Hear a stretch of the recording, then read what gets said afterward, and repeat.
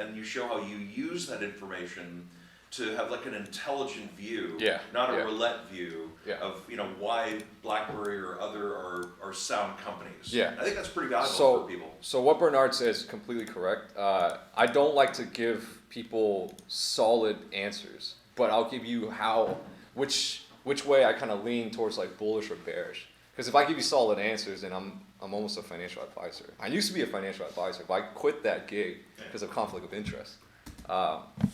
So what I like to do is I like to run through my process of analysis, everything from global macro analysis, so like dollar, gold, developed market indices to emerging market indices, and then I'll break it down to like we'll do fundamental analysis of that stock. So we'll look at quick ratios, or we'll look at balance sheets and income statement, and then I'll do a technical analysis on a stock, right? In terms of like daily, weekly, and monthly. If you want to look at intraday, that's more day trading. So we mostly talk swing trading and above. Yeah, day trading, it wouldn't be actionable investment discussions. I mean, we could talk about it, but then it's like it already happened. Versus like, we're talking about BlackBerry for like the past, I don't know, several months, and then now it's like really going. It's ripping up higher. So that's where I see the value add for the group. But really, we at this point, I perform really, I hope to say, a thorough analysis. We also try to analyze like insider transactions as well as external transactions. So insider transactions would be like the C-level executives who are transacting, and then external analysis would be like a hedge fund transacting. So we do look at hedge fund portfolios as well. Yeah, so we go pretty broad. So the set of tools, people online, I'm kind of giving some new people introduction real quick. We'll get started in a bit. My content's kind of light today, so I'd love to answer any questions you might have in the beginning. But some of the tools I use, I personally like. I guess this could be like a quick, awesome, basic recap. So the 3 tools, well, I have several tools. I wouldn't say 3 tools. Because I also use Crunchbase. Crunchbase is for me to analyze private transactions. So like venture capitalists who are betting money like Sequoia Capital or Sutter Hills or whatever. Wherever they're betting money, later it'll IPO like LYFT, and I want to see who was the participants in private markets. Because that'll indicate to me these guys are long-term bettors, and they see something longer term. Hey, are you guys together? Your son? Yeah, my son. Hey, welcome, man. All right, getting invested early. It's good. Yeah, that's real good. So I thought Aaron was the youngest, but now we got the youngest right here. But then actually Kai brought her son, who was probably even younger. Yeah. But how old are you, if you don't mind me asking? 18? Okay, that's not bad. It's a great time to start. He's just visiting spring break. That's why I got him here. Okay, cool. He's working on some blockchain stuff. Yeah. We can talk about that later. Sure. So hey, welcome, man. I'm personally trying to build up my contacts here in Silicon Valley. The more we analyze Silicon Valley, I personally really geek out to it, because here is where, you go to Zillow, San Jose has the highest real estate prices. You go to CB Insights or Crunchbase Pro, they tell you here's where all the venture capital transactions are. We're gonna have a VC come in today. Don't say, hey, are you a VC? But I had a meet. I throw parties once a month. I met this gentleman at the party, and we had a 3-hour discussion over coffee. And he said he wants to attend my investment club. I said, okay, sure. But he's building a disruptive real estate. He's trying to bring real estate into the public markets so that we could buy shares of it. Now, that idea has already been thrown around, but he's actually gone deep into it and gone through like the SEC and the lawyers who created Lending Club. So he's coming in today. Is it going to be a presentation? Is it? He's going to do a presentation? Or just... No, well, if I could ask him, but maybe don't put the attention on him when he comes in. But the beauty is that, we can ask questions, right? If you want. Yeah, well, we'll see. We'll see how comfortable he is. He's going to be in the crowd like you guys. Oh, okay, yeah, Yeah. So, I mean, don't be like, oh, he's in the room. But the gentleman seems to be pretty legit. I verified it through my own technical abilities. He told me he has about $250,000 invested into a cybersecurity startup, and now he's like going full force on this real estate digitization strategy. So he actually taught me something real cool over a 3-hour conversation. He said that right now, if you guys remember the Federal Reserve Financial Stability Report. So the other thing that I mentioned is that Silicon Valley's a high clustered engineer and VCs and all that. You want to go out there and network as much as possible, right? Because these are high value human capital, right? And so one of my goals is to be a super well connected gentleman in Silicon Valley. That'd be pretty cool.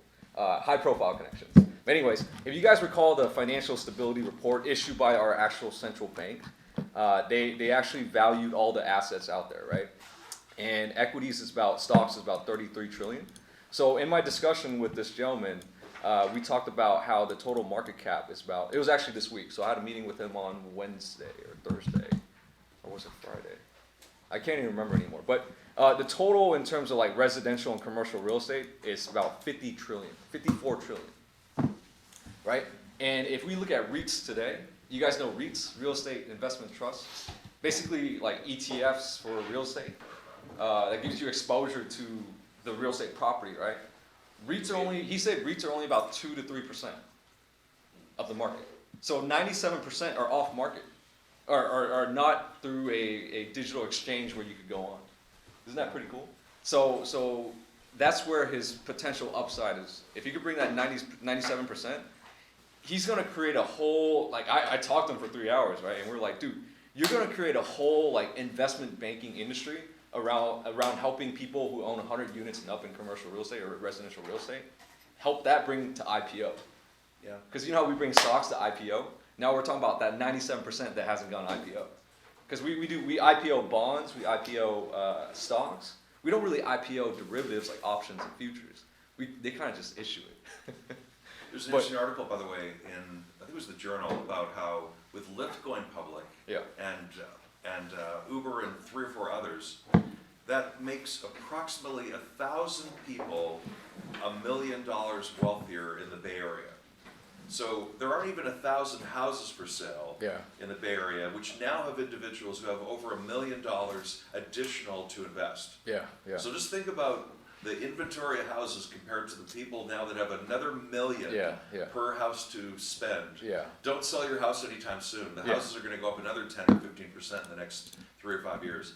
Yeah. So you're right, because you know, when our team specializes in Santa Clara real estate, and when I literally watched Apple decline 40% from the top, right? We're talking about 1.2 trillion down to like 800 billion or whatever, right? That thing dropped, and I witnessed Silicon Valley, Santa Clara prices just going sideways.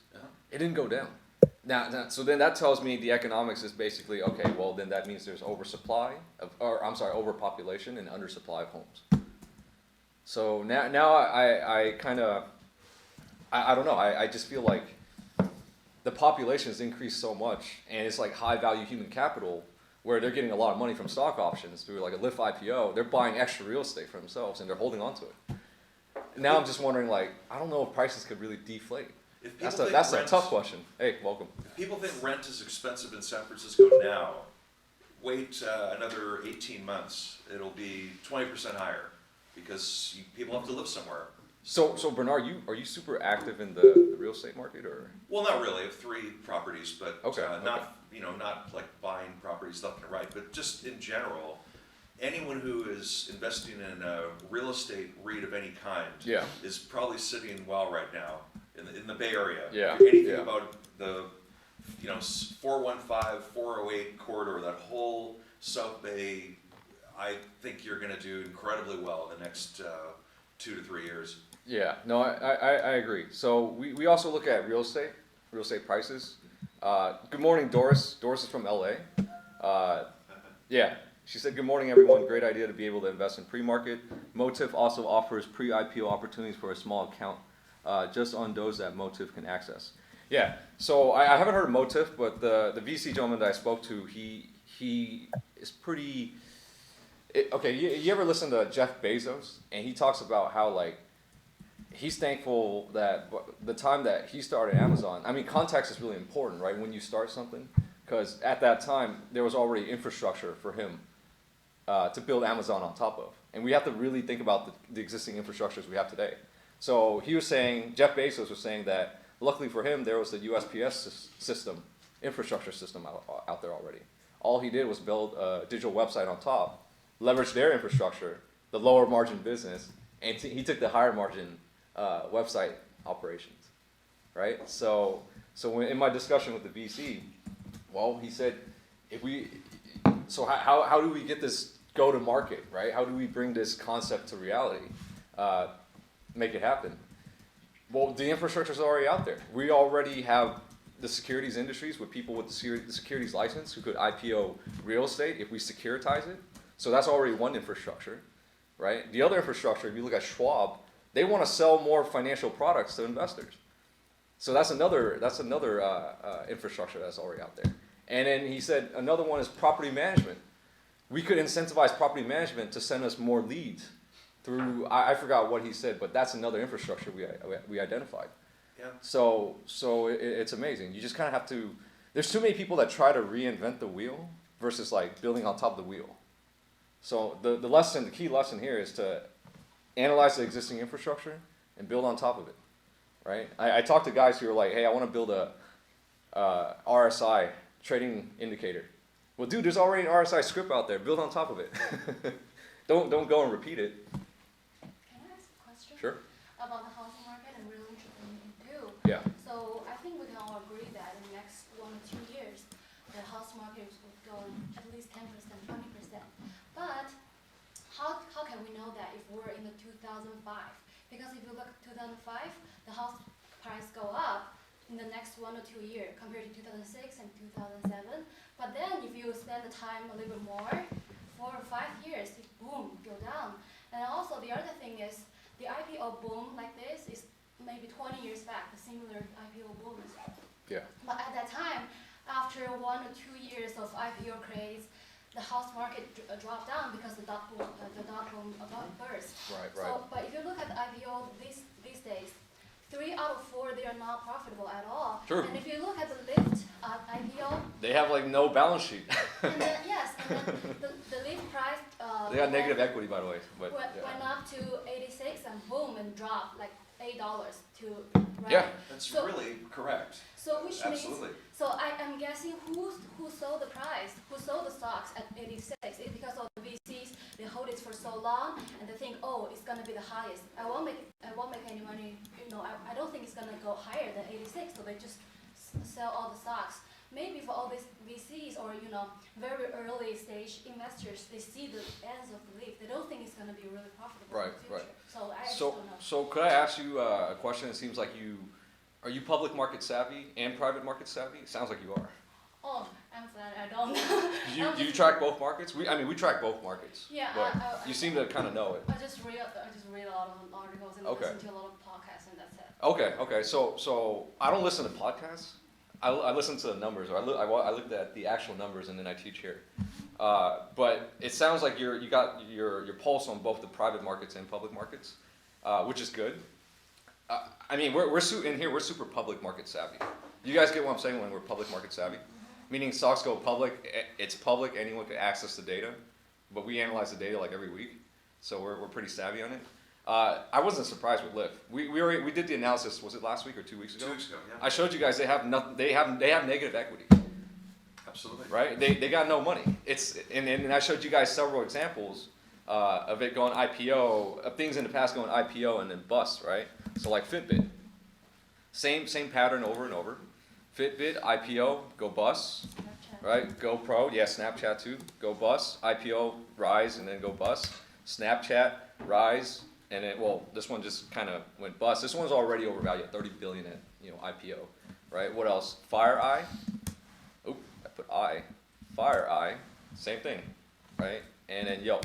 So we're pretty public market savvy, right? When you come into the public markets, there's mutual funds, hedge funds, and analysts like me who really like critique the financials, right? So we know it's going to go down. But I personally think, trading for a while now, the hype could take it up higher than anything you can imagine. What you said is really accurate. A lot of people invest without doing any research. So I'm hoping LYFT goes up so I could buy puts on it. Yeah, just think though, every person Right. who bought LYFT stock in the first 30 minutes lost 10% of their money in 5 hours. Because they don't know what they're doing. That's right. So the VC game is really like, the reason why VC, so what you described earlier is basically zombie companies IPOing.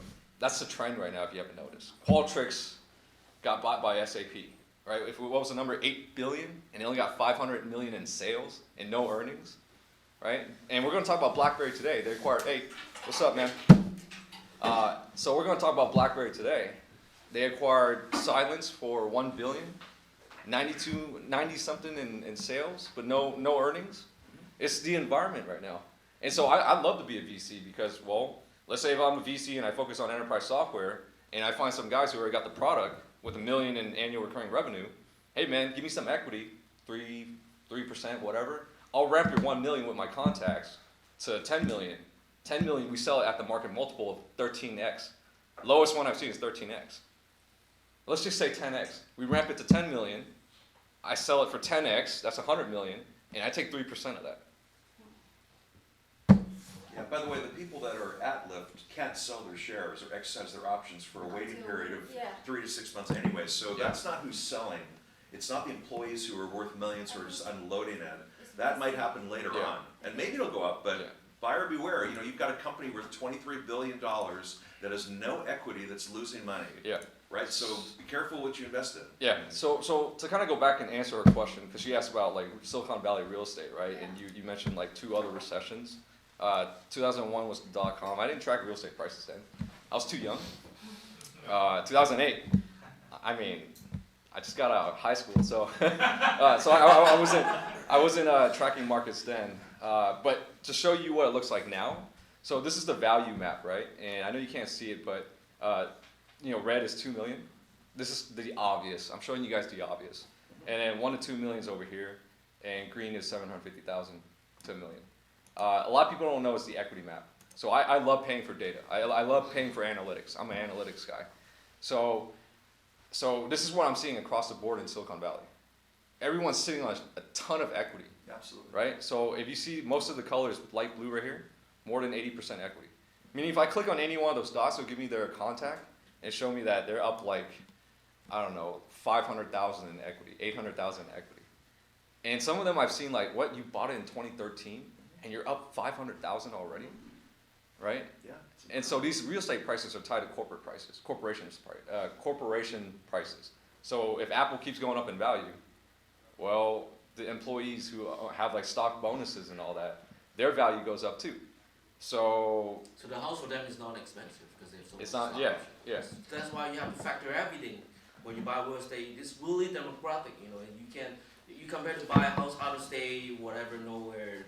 Yeah. Yeah, it's a lot of factors. So I that's why I decided like, okay, well, one was the investment club. This investment club started growing too big, so I needed a new room. And I found this real estate office that had this room, and I was like, all right, fine, I'm gonna go get my real estate license. So this is how we're here today. But then, I like assessing the economics of a situation, right? So if you're looking at the equity map right here, and you see majority of people are 80% sitting on equity, they're incentivized to maybe sell, depending on your demographics. If you're young, you probably sell. If you're older, you gotta figure out where to move next, right? Because if you're younger, you probably sell and then go to a renting position where you have cash burn, right? But then, and then you'll wait it out for like a 20% or 25% dip. At this point, I don't know, man. I feel like Silicon Valley is now not only a technology hub, but a global hub. Because what I mentioned to you guys last time, and I already told some of the people in here, but there's some new people, so I'm going to repeat it. I had coffee with a gentleman he's a VP of a startup from Beijing, and we had coffee for about an hour or two, and he said, hey, okay, when I'm in Beijing, I have to fly to, Shanghai, Shenzhen, Guangzhou, Hong Kong, Tokyo, whatever, Taiwan, to meet all these different business partners. But when he comes here to Silicon Valley, he meets them all in a quarter. So that's telling me something, right? That on top of the VC transactions that we're tracking, right? CB Insights, let's see, CB Insights, VC Venture Capital Deals Report. This is my favorite chart this year. I know I brought it up like so many times. Well, maybe like 3 times, but I'm going to bring it up again if I can find it. Let's see. If not, then I have to pull it up from Darsh. In our discussion, let's see. Okay, sorry guys. I don't have these, okay, there it is. So this is my favorite chart probably in the last 3 months, or 2 months when we figured it out. Look at the venture capital transaction. So if you're in like options trading, we're in the hub of where the transactions are happening. So you go out there, your probability of meeting a VC is pretty darn high. This is where the game's at, right? Second runner up is New York at 5,000 transactions. So because I'm aware of these transactions, well, I got to figure out, okay, if they're going to shake hands, could I broker these deals? Right? Could I be the middleman that gets a referral fee? Or could I don't know. It's all private markets, right? How do you get the analytics on this? Unless you guys want to pitch all our money together for pitch books. Have you guys heard of pitch book? It's like $1,000 a month. Yeah, it's what these some of these VCs are using. It's high-powered analytics for private transactions. I don't have that type of money for $1,000 a month. That's like Bloomberg level. Well, Bloomberg's like $2,000 a month. But anyways, this is really critical to me because, okay, all these transactions are happening here. I need to go out there and meet people. That's one. I need to build up my network in Silicon Valley, right? Now, the other interesting thing that I learned this week, I'm going to share with you guys is, I have some friends who watched the documentary, and they said, Kay, did you know that, okay, on top of everything we discussed, San Jose, San Francisco is like, according to Zillow, the highest real estate prices in the nation. And this chart's telling you highest venture capital transactions in the nation, here in Silicon Valley, and in the world, let's say. Okay, fine. Oh, you're right, in the world. And then what else? We have the biggest corporations at one point in the world here, Apple, at 1.2 trillion market cap here. And so these friends, they were like, hey, Kay, did you know Silicon Valley is where the most drug transactions are at? And I was like, oh, I didn't know that. I mean, I don't do drugs, but I like economics, and I find that massively interesting. So there's the knock-on effect of it, or the economics of it, is that, it creates opportunities in different segments. So the way I view it now is, if you guys want to know, my 10-year dividend plan is basically build out the technology executive infrastructure, basically network, which will act as my infrastructure, so that if I go out there and build an enterprise software company, I have the ability to reduce my risk of that startup failing because I have all these executive contacts who could probably buy my product, right? That's what guys like Peter Thiel, you guys know who Peter Thiel is, right? One of the original investors in like Facebook. He's a VC. But basically, he could create value through a phone call, right? Dump money on an entrepreneur, connect them with your deep contacts. You just created like that you just captured that multiplier, what the market's willing to take, which is like 13 to 20x. So that's why I like software, because the multiplier's high. Did we go too deep or too far? You guys okay? Okay. Any questions so far, or? So I guess. Yeah, sure. Sure. My content's kind of light today, so I'll take some questions if you guys have. Back to my original question is, I think maybe the future won't be, whatever we think. Oh, the house market is gonna go up. Right. Because maybe after 6 months or a year, when the employee can actually invest their stocks, it's already go down. Maybe it's already lower than IPO or lower than the price. Who knows? Yeah. Because all the VC, they want to exit. They want to exit now. They have waited for so long. So who knows? Right. So I'm also interested in your viewpoint about what stage do you think we are right now in the Silicon Valley? Right now. Oh yeah. Yeah. Do you think we're pro recession or? Yeah. Sure. So we track. Okay. So today's not a global macro session. Okay. So is this your first time here? Second time? Maybe second time. Yeah. So today, I mean, maybe back in like November, December, November, December, the stock market pulled back a lot, like 20% across the indices, and then Russell 2000 pulled even deeper than 20%. I thought this might be like, okay, this might be the early stages of a serious recession, but things kind of recovered now. So at that time, around those 2 months, we broadly talk about global macro.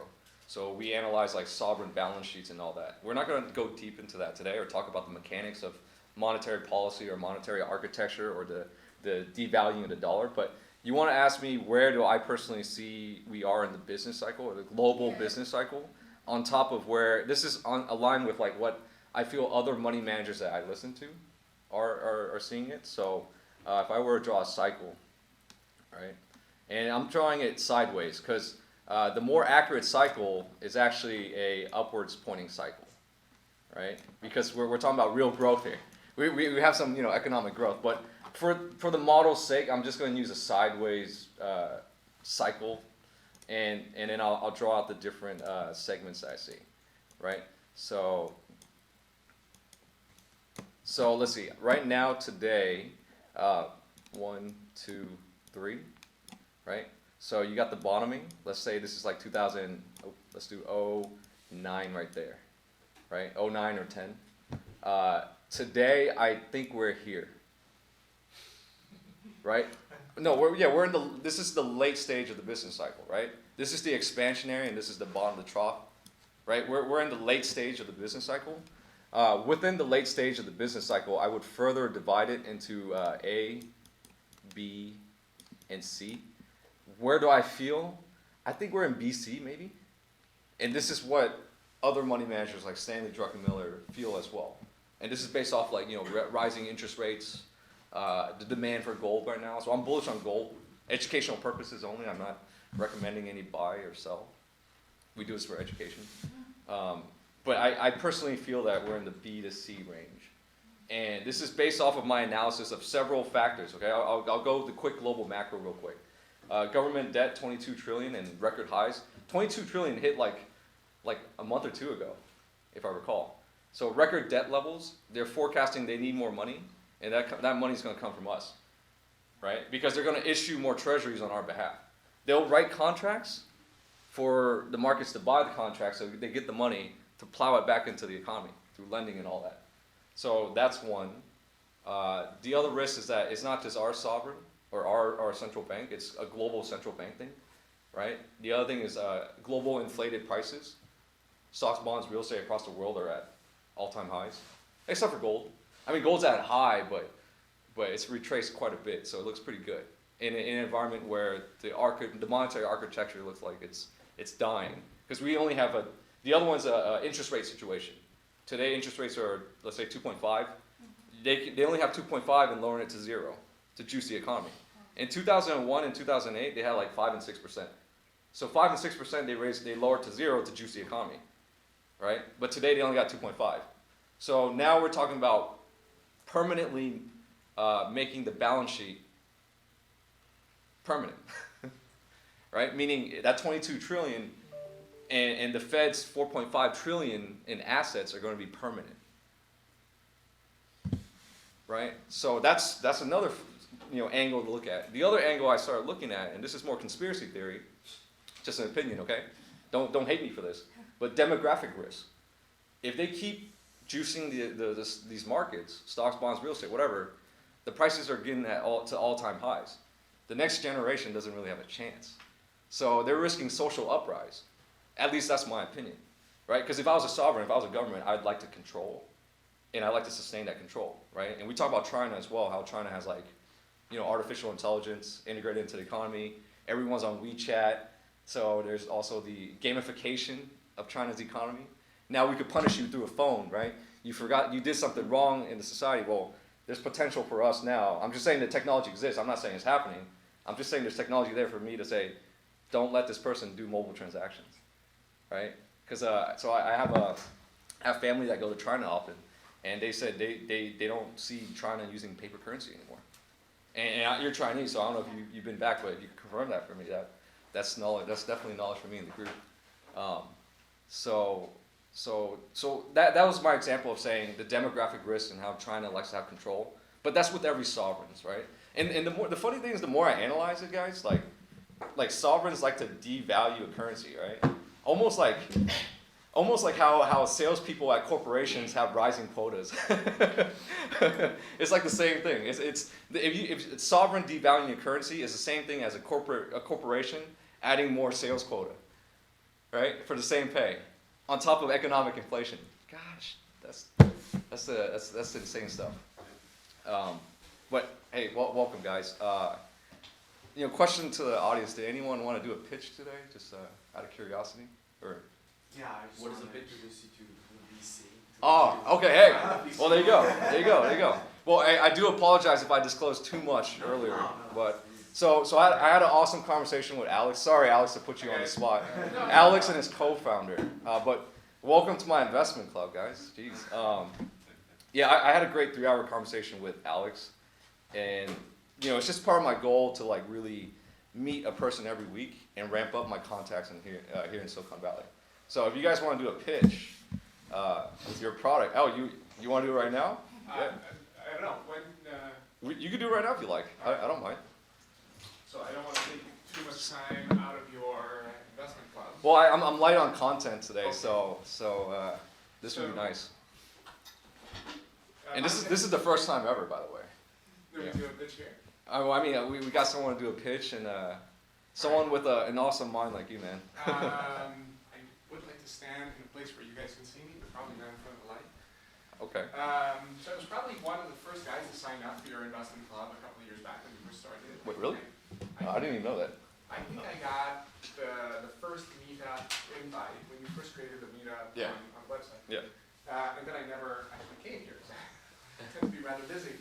But at the time I was working as a high-frequency trader for an institutional brokerage firm called KCG. At a time when high-frequency trading wasn't doing great, and it still isn't doing great because the efficiency of the stock market is just bone-crushingly insane. So if you are on the sell side providing trading services to institutional investors, you pretty much have to pay your clients to send you their flow. You have to pay your clients to make you work for them, which is not a great position to be in. So the company wasn't doing great. It became an acquisition target. I got acquired. That was great. Being acquired was always fun. And so after being acquired, I decided together with my co-founder Micah to try and find a new asset class where we could apply some of the quantitative trading techniques that we know and love. And in order for that to make sense, you need an asset class that is not already bone-crushingly efficient. Something where you can use technology and math to introduce more efficiency. Look around you. What do you see? Literally, what do you see around you? You see a building. Right? There's a lot of buildings in this country. I was under the mistaken impression, prior to talking to Kay, that there are $44 trillion of real estate in this country. Actually, Kay showed me it's $54 trillion. So Yeah, that's what we talked about early on. You weren't here yet, but we were talking about that. yeah, $54 trillion of real estate in this country versus approximately $30 trillion in U.S. equities. Now, U.S. equities is a very large market, and certainly you can make a very healthy living by trading and being successful at trading U.S. equities. But $54 trillion is really the biggest asset class of them all. And how do you trade real estate? You come to this office, talk to one of the real estate agents around here, not necessarily like Kay, who uses Keller Williams. Yeah, I'm kind of different. And you pay a 6% fee to the real estate broker, and then you maybe pay a 2 or 3% fee to the mortgage agent, and so on and so forth. And the appraiser report and this and that. Turns out that to trade real estate, you're spending about 10%, right, in fees and costs and spreads and whatnot. It's ferociously inefficient, and yet it is the biggest asset class in the world. Worldwide, $220 trillion, unless Kate finds me some more recent data that shows that it's even bigger. So what can we do? Well, wouldn't it be cool if you could take real estate and transform an investment property, not a property where you live in, okay, but an investment property, and transform that into shares. Shares that could trade exactly like Apple shares, or IBM shares, or Bank of America shares, on something just like the New York Stock Exchange or the NASDAQ, or potentially really the New York Stock Exchange and really the NASDAQ, right? That's someone. Transforming things into tradable securities is not novel. It has been done at least since, when was that, Mike? The 1606, the Dutch East India Company issued shares for its venture to trade spices with India. So issuing shares backed by a financial asset, backed by some kind of asset that generates cash, is not novel, right? It's been done forever. Now, why is it not done for real estate? Well, it's not done for real estate because it's very expensive to issue shares of anything and allow them to be traded. In this country, in order to issue shares backed by whatever business, you need the SEC to approve your transaction. Now, of course, you and I can get into a private equity transaction. That we can do, but then it's not tradable, right? So it doesn't satisfy any particular purpose from our perspective. But if you want your shares to be traded, you need the SEC stamp of approval. And they will give you the stamp of approval if you file a Form S1 or S11, in the case of real estate it's S11, and you provide a Form 10K and 3 and 4 Forms 10Q every year, and you file, you hire an auditor to audit your financial statements, and you comply with all sorts of securities laws. It's certainly doable, it's just very, very expensive. So in practice, it doesn't work for small issuers. It doesn't work for small corporate issuers. It works even less for real estate holding companies that have a relatively low revenue to equity ratio. So the whole trick is to figure out a way to comply with US securities laws in a cheap way. Instead of spending $1 million to run an IPO on the very, very low end of the scale, we need to be able to run an IPO for $1,000. Instead of spending several $1 million per year in compliance and accounting and auditing, we need to be able to spend $1,000 per year.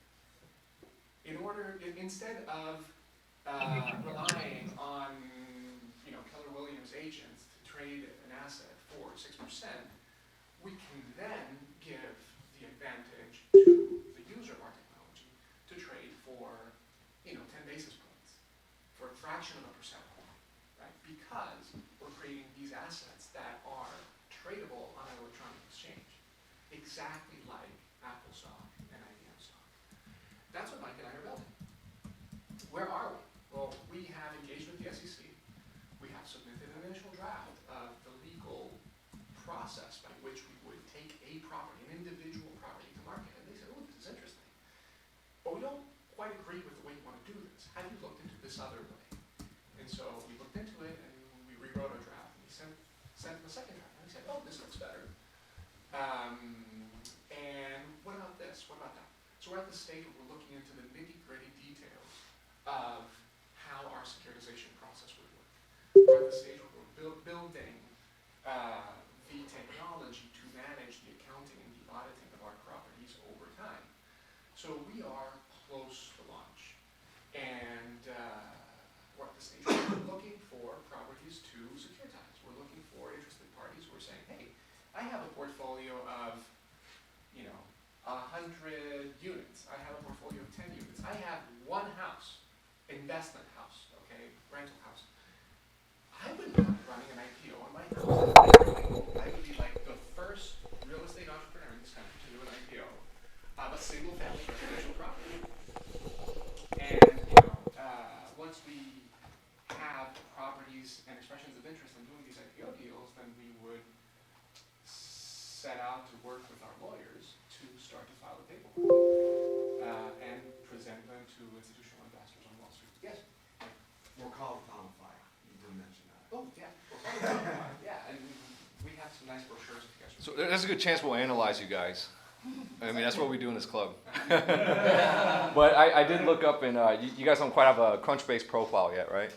We don't have a Crunchbase profile. Yeah. So we'll probably take a look another time. But is that your complete pitch, or? Sort of, yeah. Okay.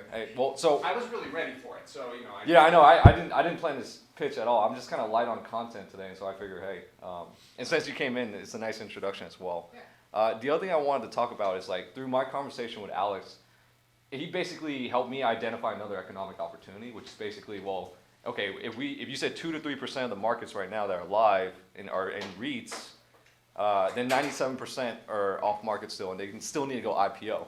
Yeah. Right? So this is actually an important point that I didn't touch upon. Right. Some part of U.S. real estate is actually tradable on the stock market, and that is the REITs. You probably are familiar with guys like Avalon Bay and Boston Properties.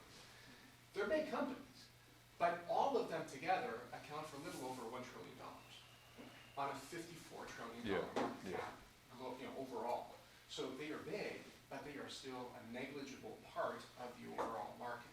The vast majority of real estate in this country is held by individuals and limited partnerships and LLCs. Small groups of individuals that are not issuing shares, that are not attracting institutional capital. Yeah. Yeah. So you're taking, let's say there is a building of, let's say, 20 floors. Are you going to take each building to an IPO, or are you going to group them into one and take one? Very good question. Also something that I should have touched upon. Let me take a step back. 2006-07, before the recession, people were deploying huge amounts of cash on assets called mortgage-backed securities and fancier versions of the same. The idea behind the mortgage-backed securities is that if we all have a mortgage and we take all of these mortgages and package them up into a single corporate vehicle, and then we issue shares out of that corporate vehicle, those shares end up being better than the original mortgages through a process of diversification. Right? And there's some truth to this. Right? Diversification actually enhances the quality of a portfolio, it enhances the quality of a security. The problem with diversification done that way is that it completely obfuscates the content of the portfolio. Right? If I tell you, this is a share of MBS, it's going to be awesome, don't worry, it's diversified. You'll say, oh, okay, yeah, how much does it cost? And you purchase it without actually doing the diligence at the level of what's inside, then the diversification phenomenon is certainly there.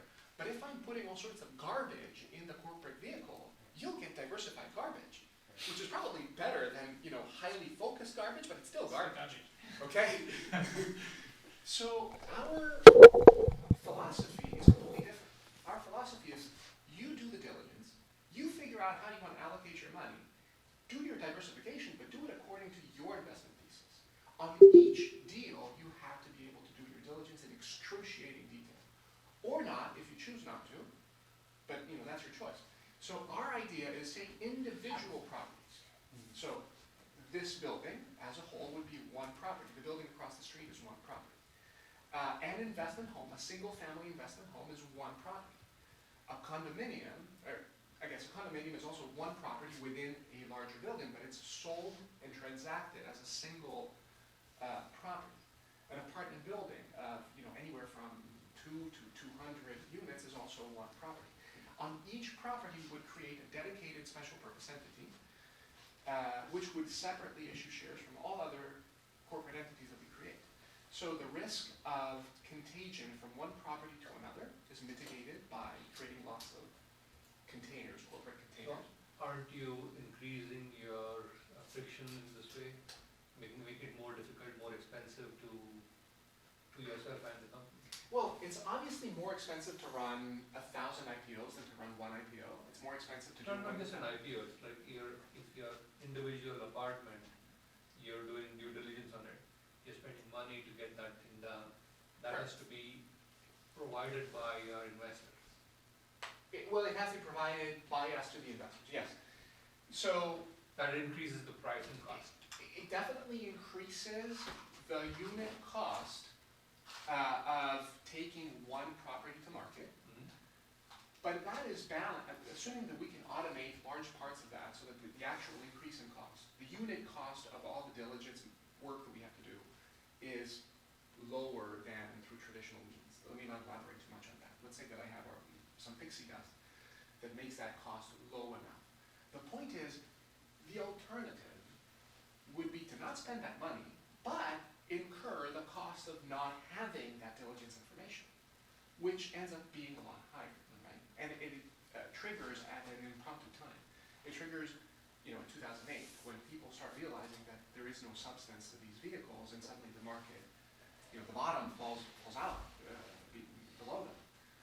So in our case, we do the work, of providing the diligent material in detail as the properties come to the market. The investors are able to use software, essentially, Hadoop's, TensorFlows and whatnot, to analyze the data and come up with their evaluation of each deal.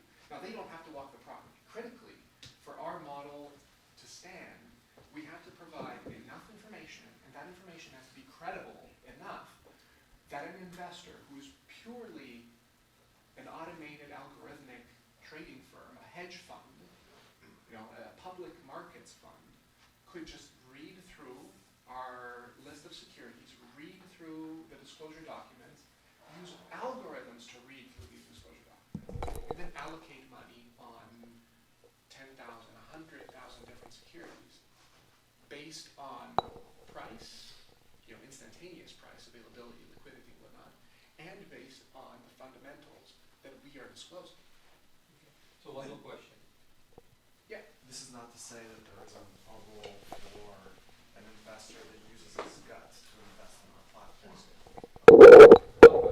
If I look at it from the, say, individual, I have a house, I want to list that house for you, right? To me, my house today, I get depreciation, or I get hit on the depreciation of the property over time. I get rent. Now, my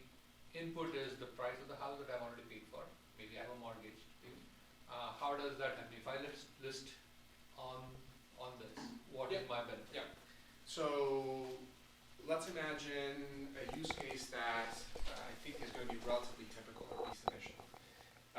Individual landlords, people like you and me who have some number of properties, but presumably greater than one.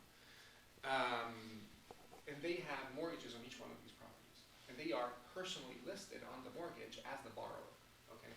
So the credit of the landlord is ultimately, the personal credit of the landlord is ultimately what funds the entire portfolio.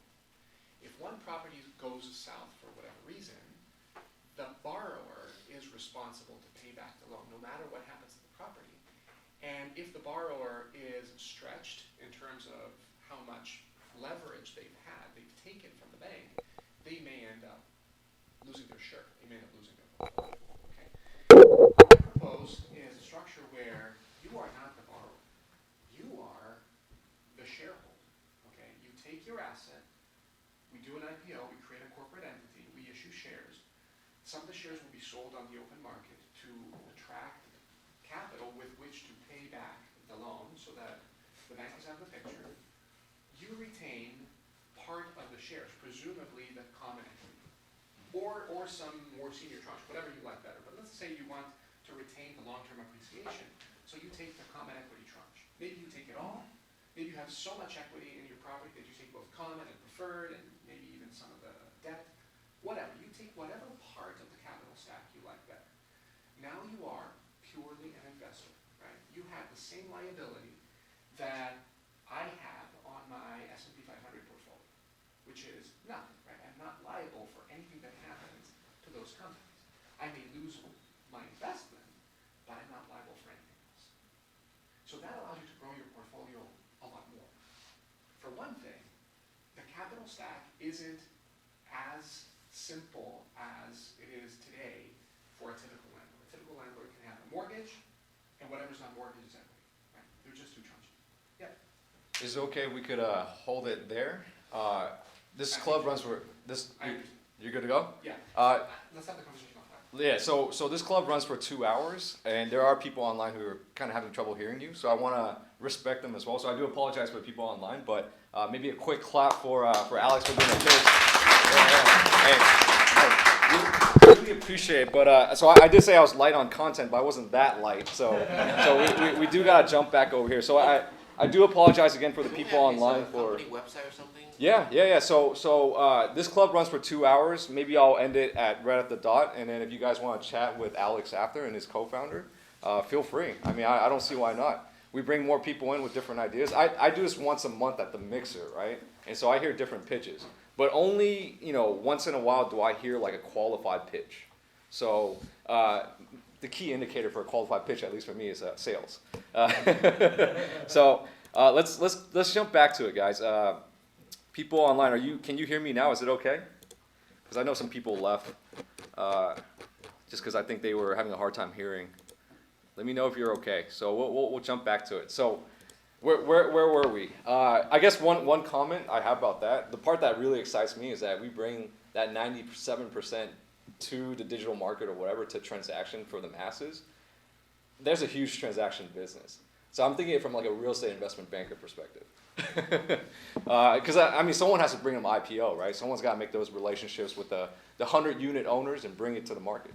So you get a fee in between. So that's basically, if you analyze Goldman Sachs, that's what they do. They bring equity, debt to the markets for you guys to trade, or for us to analyze. Okay. So just one comment, Sure. we need to look out in all these active investors in Yelp trying to say, management, wake up, you're wasting money, Yeah. So there's an opportunity of that people might do a little bit of fraud activities, like Right. that might be an activity. Yeah. Because they're 51% owner, Mm-hmm. and they can say, okay, this building, Keller Williams building belongs to Keller Williams, we float 49%. And guess what? Keller Williams is the only renter. They'll discount the renter because they're 51%. They'll say every room for $100. In the market, it's going for a lot more, and they're 51%. They can continue. So initially, they can float it as a valuable entity, and then slowly reduce the rent. Nobody's stopping them. Right. So you're talking about like the aftermath, because I'm talking about just the transaction lucrative business. So it's more like I guess like the real estate agent doesn't really have to care about the appreciation and depreciation of the home price, right? That's the investor or the person who purchased the property has to worry about that. Same thing with IPOs. There are investment banks who are IPOing LYFT today. Yes. who's doing the due diligence to tell them like, hey, this is not profitable, it's losing money, this is negative equity. Right, but Right? there are So- big chunks on the board, Yeah. and they can eject the CEO and bring a new CEO in. Yeah, yeah. So a lot of interesting topics, guys. Going back to this over here, the business cycle, where we're at. Did you have any other questions on that? Or I'm just going to go on to today's discussion. Question? The business cycle. So I said I feel that we're in the B2C range. Yeah, adding up on that, I don't know if you noticed the bond market. The bond yield is. Oh, we look at the bond inverted market. now. Yeah, Yeah. the bond yield is inverted right now, which is a huge indicator. Yeah, I mean usually like 9 months out. We can look at it right here. So I'll show you the real time over here. U.S. Treasury yield.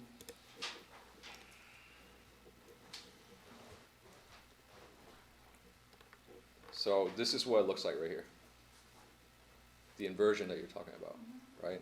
And we do track the bond markets as well. So if you go over here, look at futures.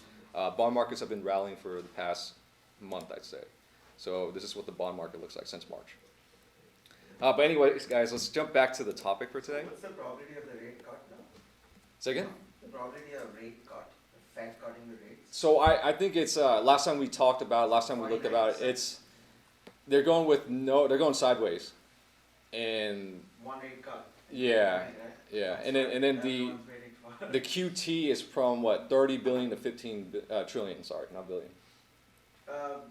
Yeah, no. No, billion, Yeah. what am I saying? No, I think they're 30 gonna trillion, roll it so off 4.5. and then cut like QT completely in September. That's Yeah, yeah. So that's what we talked about in like November, December time, where we're watching like how the central banks are managing the economy. But today's discussion is not about that. Today's more like looking at equities, just because I feel markets have been very, very choppy. As of last Sunday when we met, the perception was increased volatility. What happened throughout the week? Sideways, and now we're back above the key level 280 price on S&P 500. So, I did had this club's growing kind of big, and after like 200, this is number 111 today. Nelson. So not 200 sessions, but 200 hours. So 111 session. You kind of lose alignment, and I forget like, shoot, what am I doing this for? So I started drafting like a mission and vision goal for the club. It's not done. I just wrote some random stuff, but I wanted to share with you guys. Would you please share your screen size, your watch? Oh, sorry. Didn't know I was still on screen. Okay, is that better? Okay, GS bot mode too. Okay, sorry about that, guys. Yeah, so I started thinking about like a mission and vision statement, or like why I'm doing this. This is basically going back to the original, like why I started this investment club. 3 people at Starbucks. I just really wanted to learn more about finance, and so we kept consistent all the way until today. 2 years later, 2 years and a quarter. So moving forward, I still want to keep doing that. So I want to keep this like a productive environment. So some things I wrote, you're going to fail at trading, or you're going to succeed at trading, or your investments, or whatever. Right or wrong, one should learn from failures, remain resilient, and focus on the continuous improvement of the investor/trader knowledge. Every strong investor I've read about, like Stanley Druckenmiller, or even George Soros, Warren Buffett, whoever, relentlessly practice their craft every day and embrace failures. So, Warren Buffett didn't perform for some time as well, but look at where he is today. So I think it's just having that consistency that I want to really refine in this club. Because I do see it now. Because once you do something for so long, you kind of lose, like, why'd you do it in the beginning? So I just wanted to tell you guys that today. So I also want to promote, like, a strong community, but also friendships. I'll be honest, you guys, like, like Bernard, like, he brings in donuts every once in a while. Yeah, sure. So you guys are, like, pretty much, like, becoming good friends with me as well. Which also ties back into me building my contacts in Silicon Valley. So if you guys come back, network with me, treat me like a friend, my network is your network. That's what I want to say. Yeah. What else? Also high engagement, right? Around the topics of economics, finance, technology, whatever. Software, wherever the direction goes, but it's always going to fall back to economics and finance, which is what this club is all about. So continue to attract investors and be friends with investors and figure out how to beat this game together. Anyways, guys, so let's do a quick market update for what I'm seeing this week. So last week we talked about how there was perceived increased volatility. I was really watching the 280 level. So on the chart right here, this is the 280 level. It's been going sideways up and down, but right now it's above the 280. So usually when you're at the area of like where there's a lot of activity, it's going to be choppy around there. I know you're like from a quant background, but in here we practice a lot of discretionary type of trading styles. I would call it a rules-based discretionary trader. That's kind of like a quant discretion or whatever. But at the end of the day, if you really look at quantitative analytics, there's discretionary at the origins of it, wouldn't you say? I don't know. So that's what we're seeing. How you read the data and how you interpret it. And right. How you decide to use it. Yeah, and like let's say like if you have like strict assignment of like if it goes over this line, you'll do this, then that's very like, very very quantitative. But versus like, okay, if it goes over here, but this indicator is kind of like here, I'll lean that. So this is more discretionary, right? But then we do have a set of rules behind the scene. Yeah. Anyway, so that's what I'm seeing for S&P 500. Looking at NASDAQ. NASDAQ is, again, perceived volatility, but still holding the 20-day moving average. So typically for me, I like to use discretionary techniques. The 20-day moving average serves me well. Whenever it's over, it just kind of indicates momentum in the market. So I'm just doing a quick broader market analysis of the developed markets in the USA. Keep in mind there's also emerging markets like Shanghai, India, and Russia and all that. So this is what I'm seeing for developed markets, or the higher tier markets. So 20 MA remains in play, so it appears bullish. Also S&P 500 appears bullish at this point for me. Dow Jones also appears bullish. The only one that doesn't appear bullish is Russell 2000. Yeah. That one's still hanging below the 200-day moving average. But again, I read somewhere that a lot of people are expecting that, I was talking about rotation happening Right. from small caps to big caps. That's why IWM is sort of lagging. Right. Uh, So they're also the most sensitive to interest rates rising, but then maybe Yeah. that story's kind of gone now. So we should see that one rallying. Yeah, I don't think yield curve is a problem anymore, it looks like. Yeah. Especially it was 10 month with 3 months, 10 year to 3 months. So Yeah. The So- 10-2 hasn't done anything. I don't be not a regional bank, that's why it's sensitive to the interest rate. Oh, I see, yeah. So Dow Jones, above this trend line right here, this minor trend line. So just another data point for me to kind of gauge where the broader markets want to go, because this kind of conditions my primary trades in like equities, so like momentum equities and stuff like that. You guys know momentum trading versus like value investing versus like like reversal trading. You really have to define your time frame and what you're trying to do. Just putting that out there. So Russell 2000, this is what it looks like. It's holding the 100-day moving average, it looks like.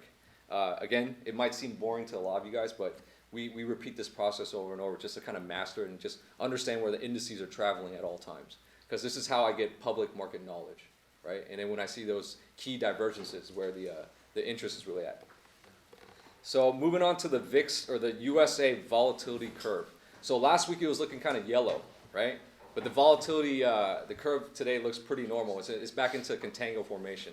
So for those of you who don't know, so I leverage, I'll also bring it up. So I paid this guy to be sort of my quant, because I don't have a quant background. So I leverage a guy who has a quant background to give me volatility analytics. I want to perform volatility analytics because I want to track or get a feel of what the sentiment is for a derivatives trader. So I do have a live volatility analytics dashboard that's kind of like in the background. But for those of you who don't have a live volatility analytics dashboard, you can use VIX Central. VIX Central is free, but it's slower. It's a slower indicator. So it's something you check like probably end of day or end of week, right? So that's what I leverage for real-time analytics on volatility. But this is what the board's saying. So contango formation, right? It's just like the yield curve. When it's pointing down, it's looking positive. So yeah, it's sort of it's pointing down now. Versus if it was like this, that's where I would get kind of scared because volatility has a tendency to increase. Looking at the dashboard below, these are the KPIs that the quant has formulated, and for the most part, it's looking pretty positive at this point. So that's why I'm switching back to looking at equities. So when volatility spikes, I escalate my attention to the global macro level. So I'll look at like dollar and gold.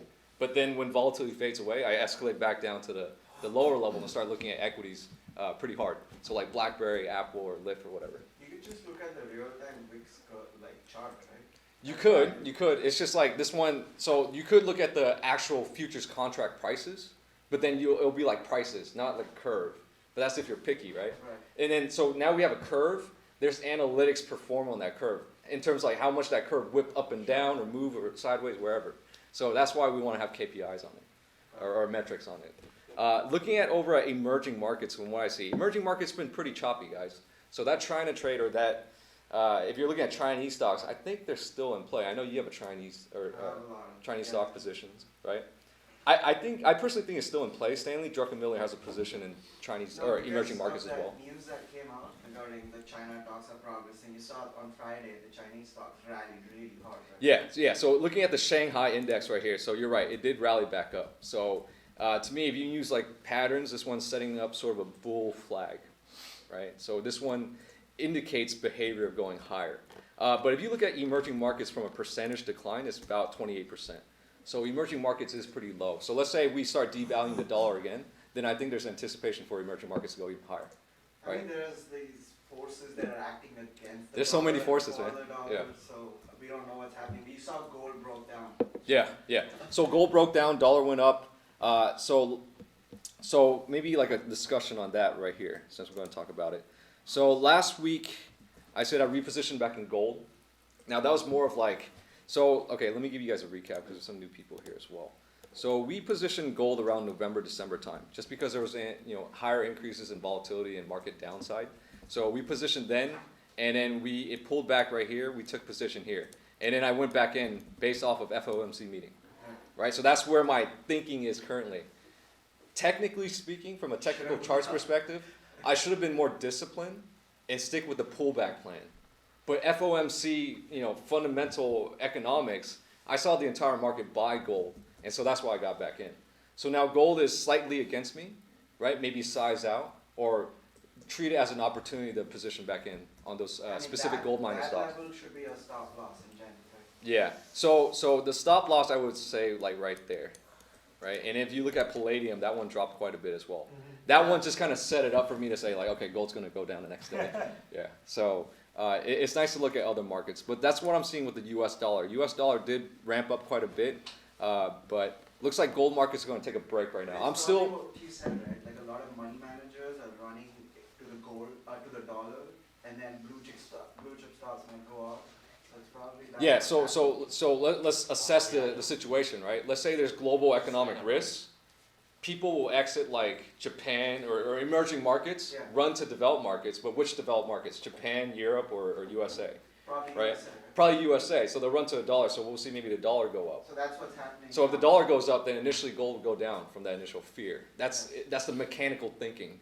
But China stock should go down, but it's still going up because of the trade. Yeah. So that's why you have to pay attention to when there's like these divergences and convergences, because they tell you something, right? So example would be when the dollar goes up and gold goes up, that's telling you something. There's a lot of fear, right? There's global fear and they're still plowing into gold, right? But versus when the dollar goes up and gold goes down, that's typical mechanics. So those are the type of divergences I'm looking for. So I'm still bullish on gold in terms of like investment, longer term positions. But now my short term, probably a pullback. I anticipate a pullback. The chart suggests a pullback is in the works. So treat the pullback as an opportunity to maybe consider. If you see the market to be bullish, then you see because people run to gold if they see there's a bearish attitude. Yeah. So underlying the charts, all you said, we are kind of going up now, and you want to get out of a little soft on gold. Yeah. So I still think we're at the B and C stage of the business cycle, right? Stage 3, part A or B. B or C. That with watching the developed market indices. If we continue to rally, then hey, there's no reason to be in gold. That one thing, and second, where the dollar goes, with dollar becoming going up, automatically gold becomes cheaper because you can buy more gold for the same dollar. Yeah. That's really the mechanics right there. So I'll continue to monitor the dollar and gold. I just want to see if there's any questions here. Would you please increase the screen size? Your watch is grand, but the charts will educate me. Okay. I think online's okay. Anyways, that's palladium, guys. This is the chart of it. I won't read this. But palladium, isn't it because of the battery, the lithium battery? Is that what it is? The electricity? Again, I haven't done extensive research on palladium. I just know that it's a market that's been ramping pretty hard. Yeah, it's a key mineral used in a lot of electronics, and what came out was some speculation that there's an alternative to palladium that could reduce the amount that's needed in a big way. Right. Now that may not be true, but that's what drove the drop. Right. So I mean, to me, it's not much of a surprise. There's been a huge run in palladium. Switching over to Bitcoin, guys. What do I see for Bitcoin? It's kind of, there's been activity. I mean, there was a breakdown at 6,000, but now there's been quite a bit of activity to travel back up to like about 4,100. So why am I looking at Bitcoin? Well, there are some guys that I kind of respect, guys like maybe Tim Draper. He's bullish on Bitcoin. I'll consider it. I mean, I won't go heavy like gold, but again, Bitcoin, because the demographics, what upside opportunities do millennials have to build wealth? They need to build wealth too. And we're tracking global economics, we're tracking indices, and then we're tracking like the ages, right? And as the age transitions, it's kind of interesting to see how will one age group respond? How will they live differently, right? If they can't buy a home, will they be more online, building digital businesses? I'm seeing that quite a bit. We have the infrastructure today, right?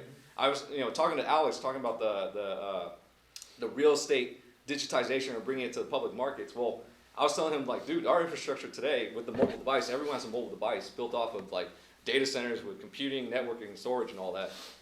We could so do it today. But he said, we already had this technology in like 2008. And I was like mind blown.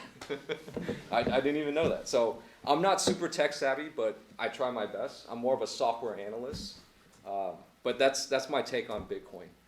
Seeing the technology, hearing that there's more mobile phones in people's pockets than a bank account here in the world today. So you could verify that. That's pretty interesting. Well, right? Take the wisdom of Warren Buffett, though. He might say, what he said was, if you're investing in Bitcoin, you're investing in something that cannot be valued. So be, other companies have earnings. So one is demographics, right? Some of the reasons for Bitcoin, the bullish reason, the main bearish reason is that we're under a sovereign and they could declare it illegal. That's the main bearish one in my opinion. But the bullish indicator or the bullish reason for Bitcoin is the demographics. Millennials don't have a wealth building opportunity. What else? The decaying monetary architecture, right? We're at 2.5 interest rates, lowered to 0. The increase in government debt, also the increase in central bank assets at 4.5 trillion. So it's getting into unprecedented levels where it just kind of almost makes sense, right? There's other reasons, but I can't quite remember. The technology hype. But the hype shouldn't be good, but maybe the infrastructure that's being built out in the back end for blockchain. So I'm bullish on blockchain, but Bitcoin, it might just be that OG digital asset that people might just buy as a hedge, a sovereign hedge, or the default winner. I don't know. If anyone has opinions on that, feel free to share. I think the Bitcoin, it went up so much. Do you know now they're investigating why it went up? Because they're investigating why it went up? Yeah. Not like supply and demand or. No. I mean, this is like global. Okay, so the other reason I forgot, it's a global asset class, right? It's not like U.S. only. It's USA, Asia, Europe, Africa, South America. Can you the thing about investing is, you know oligopoly, what oligopoly is, right? Where you kind of team up and then you control prices. This one's a lot harder because it's at global scale with like digital innovation. So I don't know if I could. I beg to differ on that one. It's been shown that Bitcoin prices have been extensively manipulated by the big traders, extensively. Extensively? The exchanges have reported fake trading activity. Absolutely. Absolutely. So now we got some more technical insights. Bitcoin has a probability of fraudulent activity Absolutely. that is several orders of magnitude higher than in the regulated markets. I mean, they're regulated for a reason. Bitcoin is unregulated. Right. There's got to be a difference in the level of quality. That's one aspect. The other important aspect is that there's only one category of users who are really interested in using Bitcoin for real purposes. Yeah, use case wise, it's important as well. Illegal activity. That's the only legitimate money launderers. money launderers. The financial service providers that provide financial services to the drugs dealers and arms dealers and international terrorists. That's the one category of users. So if you guys are investing in Bitcoin, just think about the societal implication. You're really supporting terrorism, drugs. No, he's right. He's absolutely right. I agree 100%. So I don't understand the complete technicals of it, or maybe the other market participants. I'm purely viewing it from what VCs are plowing money into in like the infrastructure, like Coinbase and stuff, like Andreessen Horowitz. What's the picture of the global macro sovereign look like, right? The highly inflated asset class and debt and all that. So that's the angle I'm looking at. Now that's the other angle. There's the other angle of just money being not money, but cryptocurrencies, whatever, being stolen and being lost. Yeah, absolutely. More crypto has been stolen and lost in 2 years than real money ever. That's right. That's right. And the interesting thing is that the go-to method for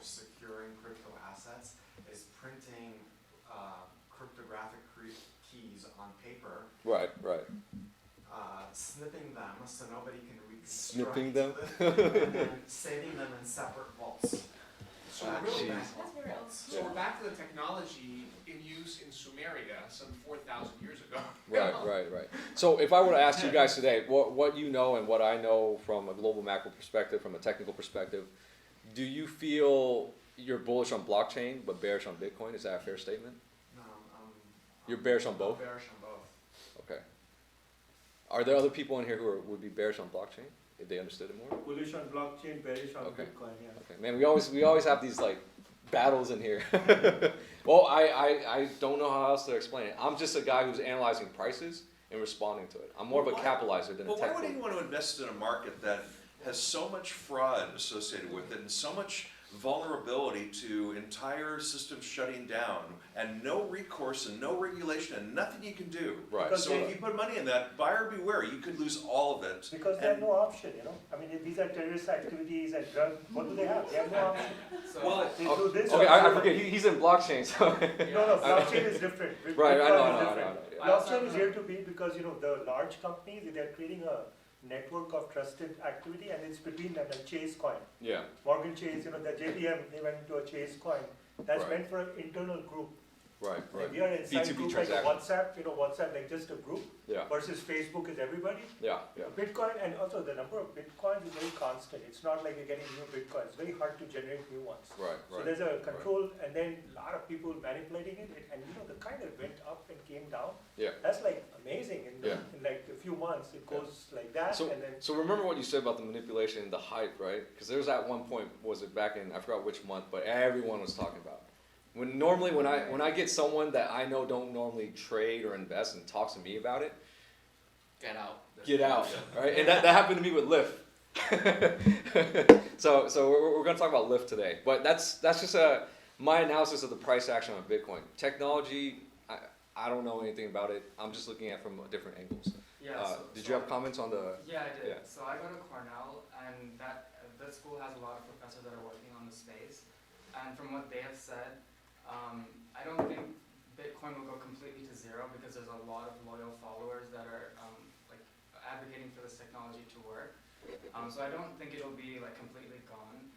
What I think is happening right now is it's very, very volatile because there's a lot of like traders that are trying to hedge their bets and use quantitative analyses on those cryptocurrencies.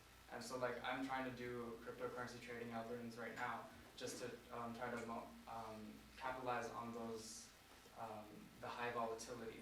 So I think the main use case for these cryptocurrencies right now is not necessarily like terrorist use cases, but more like I'm trying to make money on the actual trade.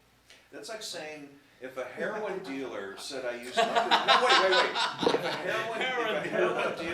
If a heroin dealer said I use Microsoft Skype for Business or I use Microsoft Excel to track my transactions, so the Excel is the value that I'm using, but invest in me because the heroin market is a great business to be in. The underlying technology, the spreadsheet is perfectly fine, but the heroin business that it's running on isn't. I mean, that's the biggest pyramid scheme in the history of the world, where people bought stock at 10,000 who lost 60% of it in a year, or 80% a year. If I was a heroin trader, I wouldn't ever use Bitcoin.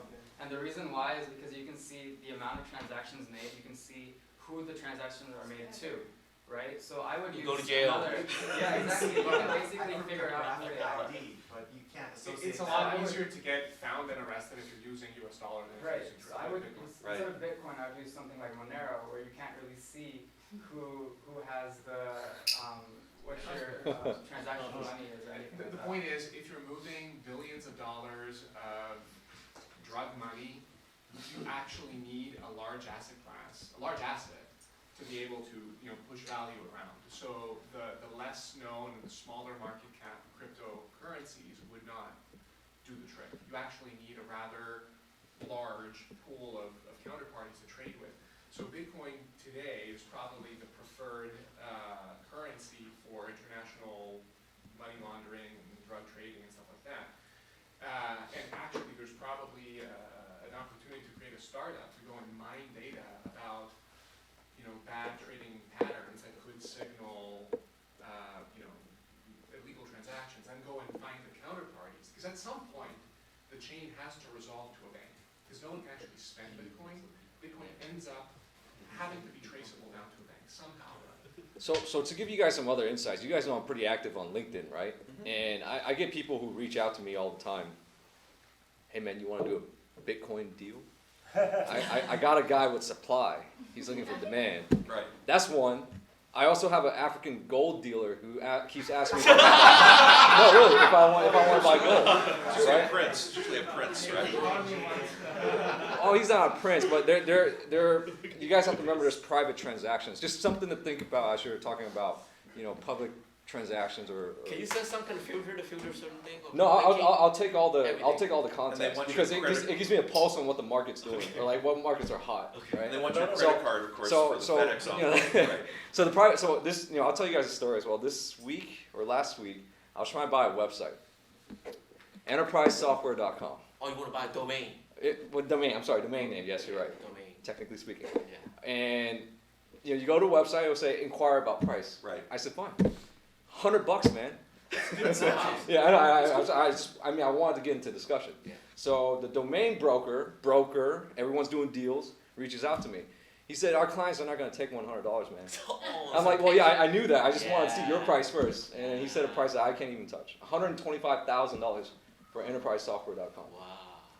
Because I want to play that space. Sure. That's my go-to market, right? Or you But- Guru, enterprise software guru.com. It's a little too long now, but I want that because it's more for marketing efforts, right? Because I told you guys right now they're trading at about 13 to 20, multiplier, and all we need to do is ramp sales. You don't need to have earnings. You just need to build something disruptive to a corporation. And I was telling Alex this. We live in Silicon Valley where Facebook, not Amazon, Facebook, Google, Apple, the employees, what do they do on weekends? They go and talk among each other. They could talk about trade secrets or whatever to take down the corporation or build something that the corporation is lacking. Just saying.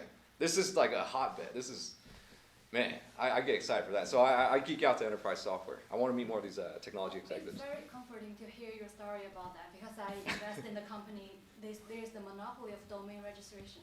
There's a monopoly. Oh, There's so like, only one company. you're talking about not GoDaddy or It's called GoDaddy? VeriSign. VeriSign is a pretty good company, actually. VRSN. Okay. There's the monopoly, so everybody wants to register the domain name. They have to go Yeah. through this company, and Right. it's doing pretty well. Yeah. Yeah. And Interesting. they expire, by the way. They expire. Yeah, so if it hits the expiration date, it can go onto the market, but usually the person who owns it will renew it. Right. You have to pay that.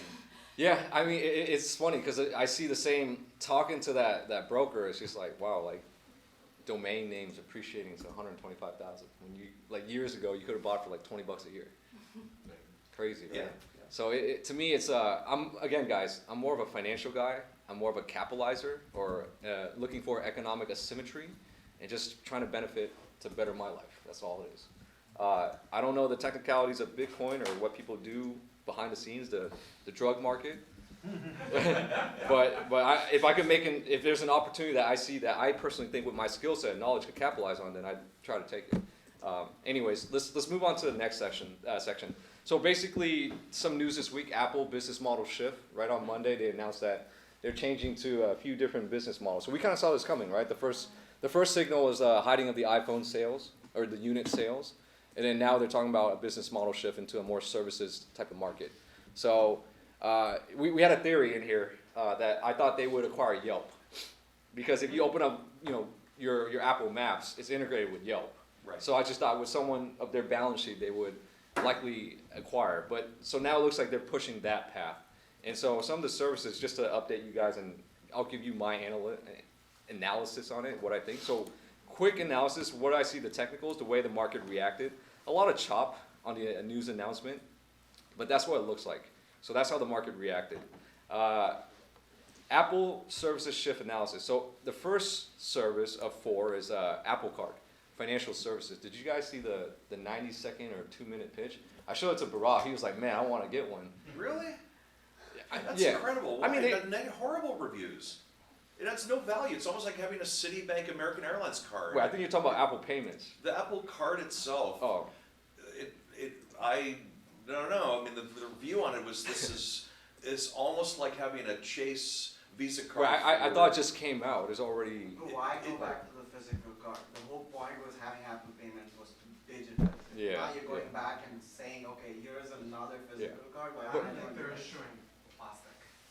They are issuing plastic. You can have plastic? Yeah. Yes. You have to- It's both.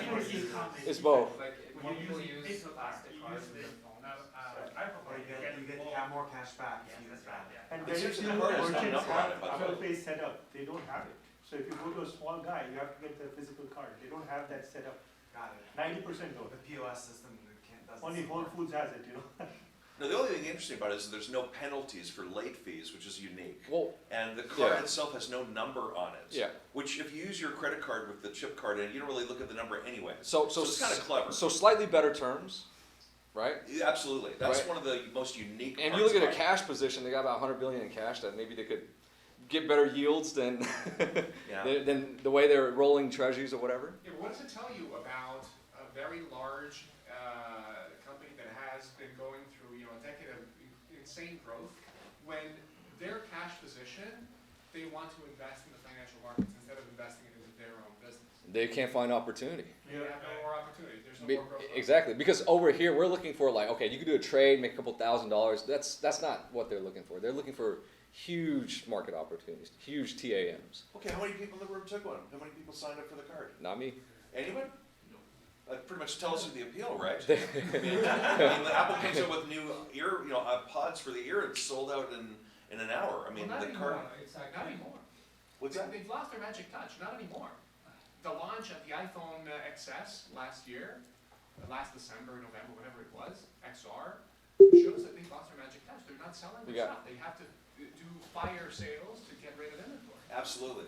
I'm just saying the card, though, if not a single person in this room Yeah. has taken the card, that's very telling that not many people are going to be that interested in it. One thing that really stands out is they're not going to share the data. So data with third party is anonymized. So that's something it's quite important because Yeah, maybe.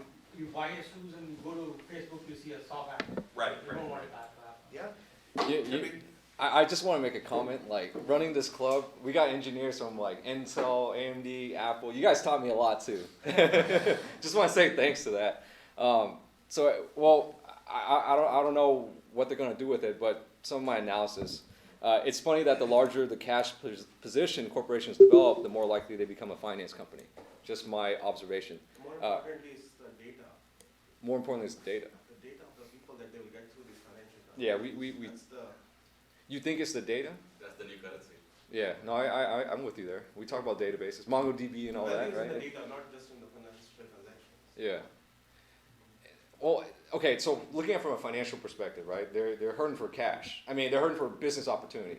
And you can only, I guess, grow this so many ways. Just recently I learned that you can fold it, so maybe we could fold it into a Tesla. That'd be like the next step, right? Well, the big news, though, is on the content side. So Apple is now a content publisher and potentially a content creator. Yeah, yeah. So remember, Netflix used to deliver content in the mail, then they delivered content online, then they created content. Yeah. You saw with the awards, some of their content's pretty solid. So now Apple suddenly, with Oprah Winfrey and so on, has the ability to create and deliver content through Apple devices and so on. So that's definitely, look at Netflix's market cap. Yeah. Could be the area of growth. So could be. I'm all about software, right? Yeah. It's just this is more consumer software. Just recently, speaking of like milestones, right? The wife's sister, when I started this investment club, she had about 35,000 followers on Instagram. She this week hit 100,000. And when she started, she was getting like $3,000 deal flow. So companies like, I don't know, like smaller boutique fashion companies would say, hey, take pictures with our product, we'll pay you $3,000. Today she's at 100,000, she's getting 15K deals. That's awesome. Almost like one a month. Nice. Almost one a month, That's right? great. I'm not trying to market her right now, but I love the, just analyzing the economics of things, right? Because I'm not B2C. I'm not focusing on building a heavy B2C audience. I'm more B2B. But I'll show you like just the level of effort, right? The way, like seeing her story, because I saw her at like 30,000 wherever. She's at 100,000 today. So this is the account right here. So this is the wife's sister. It's just the evolution of deal flow. She literally didn't, okay, this is probably too much information, but she didn't make much money for like first 3 years. But today she commands an audience of 100K. That's awesome. Right? And from a touch of a button, people are disregarding the power that we have right here. I tell you guys, lock yourself in a room for 3 years and figure out how to make money on this. Because the infrastructure today, way better than a restaurant, right? With the capital equipment, the workers, the electricity and gas. This is where the infrastructure is now, man. Data center. We're investing in all that. We're investing like Arista Networks for like, you know, networking, storage, pure storage, MongoDB for database software. Dude, this is where the hot markets are. The only issue is that maybe there might be oversupply. That might be the scary part, right? So that's where we analyze the global macro and see where things are going. So anyways, going back to Apple, seeing that they're pushing the software services or the software company, it makes sense to me. How they evolve that, I think there's going to be a lot of challenges. I don't see, I mean, what they're doing, I don't know if I see huge growth unless they start beating like Amazon and Netflix for like the video aspect of it. Because we only talk about the financial part, financial services part. They tried to buy Netflix for many years, and they were not able to succeed. That's why they are now forced to start their own. Right. Did they really? It's funny because like you just have to drive down like south from like Cupertino. Is it south to talk to Netflix? Can you imagine like the amount of low friction is here in Silicon Valley? Is there any way I could like put a cafe in between and network with both of them? Yeah, that's the beauty of the area. I really like it. So the other thing too is why Goldman Sachs partnership? They don't normally operate retail banking model, right? We look at Goldman Sachs, they got mostly, let's see, we go to analyze over here, put in GS. This is probably not super up to date, but just looking at their pie chart, you know, investment and lending, but I think it's more lending to like the commercial side, and then investment banking where they do M&A services, as well as equity and debt underwriting, bringing them to IPO, and then institutional clients, right? Prime brokerage for fixed income, commodities, and then equity. So I'm just wondering, you know, why would Goldman Sachs be on the card? Partner with them and partner with MasterCard. They are expanding the retail. They are? Is that why? So I haven't listened to like a recent earnings or. I think they're also doing a business pivot. So recently they tied up with a company called Motive where they co-brand their Motive investing. Yeah, this is the second time I heard about Motive today. The other person that mentioned Motive is Doris. She talked about it. So Doris from LA, I do apologize. I so many messages and people in the room. I can't get to everyone today. But we'll try to circle back maybe at the end of the hour. One Goldman Sachs comment, they came out saying that Apple, this whole thing is not very valuable, and it's Goldman taking part in this, and then Goldman is saying that this is not a good deal. Somebody brought in a rumor that somebody was, yeah, and then those are it's like separate organizations, so it's fine. two One different is organizations financing. talking, you know, one is in the deal, the other one is saying this is not a good deal. Yeah. Like, Goldman Sachs is not into this stuff. Yeah. So from a networking perspective, is Goldman flying to Apple or is it Apple flying to Goldman? It could be Warren Buffett is invested in. It's just for networking. It's what? Warren Buffett was invested in both. Goldman Sachs and Apple trying to. Oh, yes. We got to go and look at his position. See if he has a significant amount to influence something like that. It might not be. They had started a Marcus Bank, the retail bank. Anyway, This this says it's a business of 15 billion over 5 years, which is like a drop in the bucket for Apple. So I don't think this is like a game changer. Yeah. But it's definitely starting to shift into a services business. Yeah. So and the traditional iPhone hardware business. Right. I personally think they control significant influence, maybe not globally, but from a USA perspective, right? Yeah. Which is, you know, it goes back to like, let's say, do you want a large B2C audience? Let's say 100,000 smaller transaction consumers, or 10,000 B2B high transaction, you know, business profilers. Anyways, going to the next service that they're offering. This is a bigger one, right? Yeah. The arcade. Well, so yeah, I think this one's pretty big, and it's pretty interesting because I personally think they might at this point take money away from developers, game developers. So the new service is Apple Arcade, gaming subscription.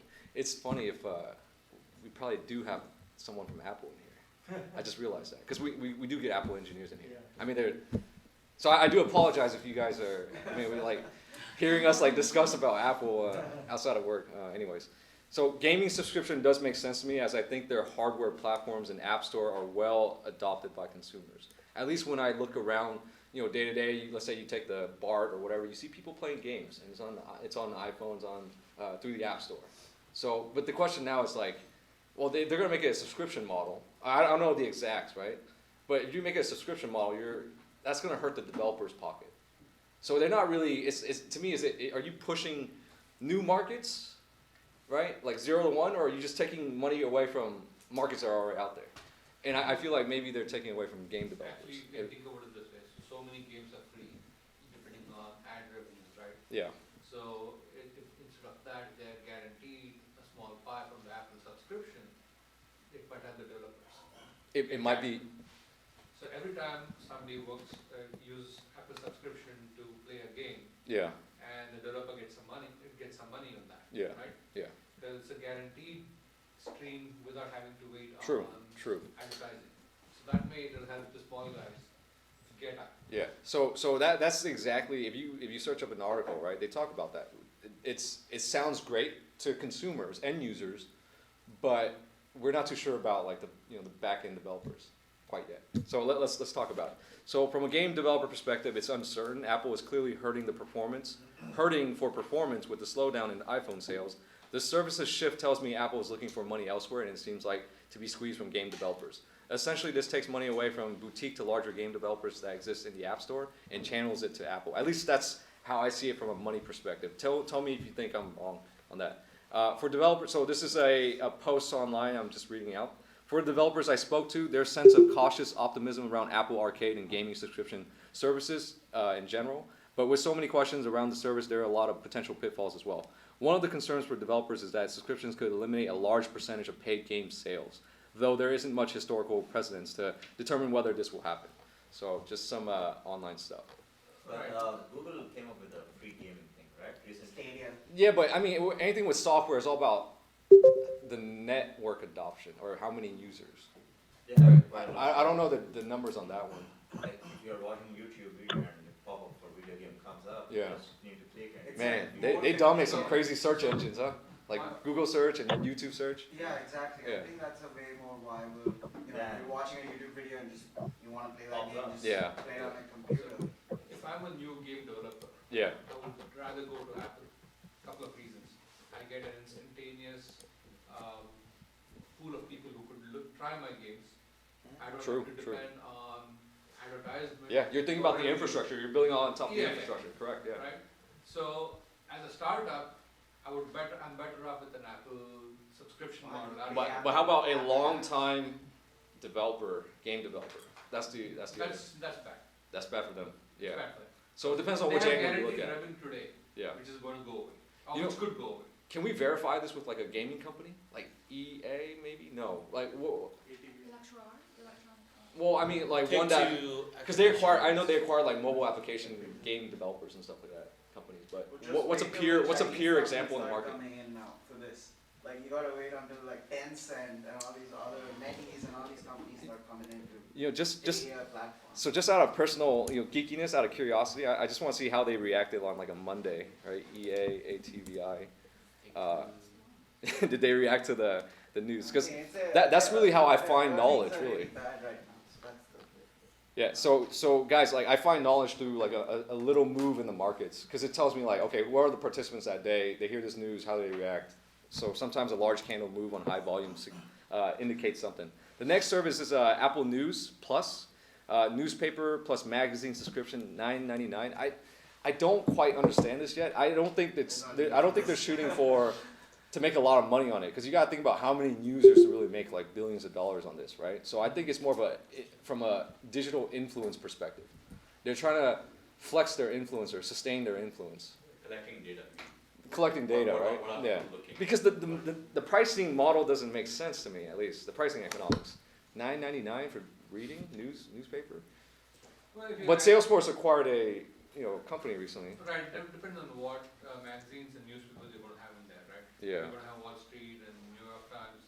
They themselves are $9.99 a month, but then how much would they give those guys for guaranteed? I mean, it's a matter of volume, right? Yeah. So I'd love to continue to monitor Apple and the local real estate prices around it. Right, Apple down 40%. Real estate prices went sideways to slightly down. Because you have Facebook and Google too, right? Yeah, because you got. So you want to look at some interesting companies, by the way. If content is the angle, then look at the content creators like Lionsgate Films. They're super. Yeah, those are companies with a market cap of $2 billion. Yeah. And if Apple wants to be the next Netflix, come up with House of Cards and all those types of programs of pure content that make you want to go to Apple TV and not Hulu or other. Right. Then for them to get $3 billion is nothing. If that can get me 5% more people that take my subscription than And anything yeah, else. and then cross-sell to something else, right? They'll Yeah. take, if you like that show, you'll like 10 more shows. Yeah. So So anything. So I dabble in digital marketing, right? I understand that attention and engagement is key. You could have 16,000 followers on LinkedIn, but they don't know you. It doesn't do anything, right? But then you got a base, right? You got a network, but you got to put in the engagement. So reading, listening to music, watching TV, those are forms of engagement, right? And even teaching, like you guys are engaged with me. Like at least I could tell with the eye contact when I look around. So. I mean, that's how you really remember somebody, right? If you go back into like marketing, I'm not saying marketing manipulation, but psychological tactics. I never thought about this, but the position I am right here, and if you channel out, it's an audience to a stage. I never thought about it until like maybe after 50 meetups, right? This is number 111. After 50 meetups, I'm like, wow, like anyone who takes a position on stage is in a position of selling, no matter what, even if you're a professor. I had no intentions of selling, but I started to realize like, shit, I'm selling. Yeah, so that's, I mean, take some of that primitive psychological stuff and try to digitize it and see what they're doing over there. It's how I like to think of it. So again, a quick recap, the pricing economics don't really make sense to me.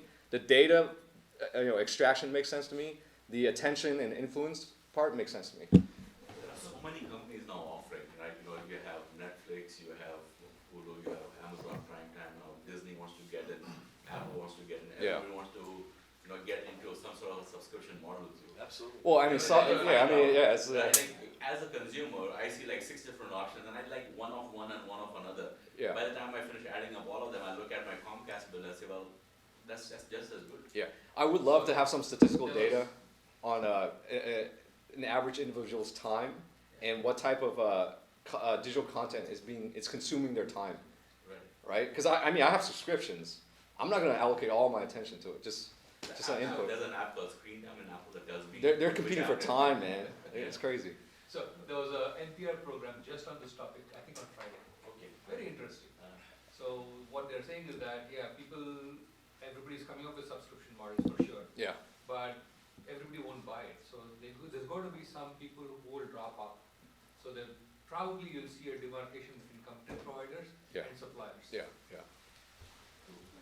Right now they're doing the same, right? Netflix is both content and supply.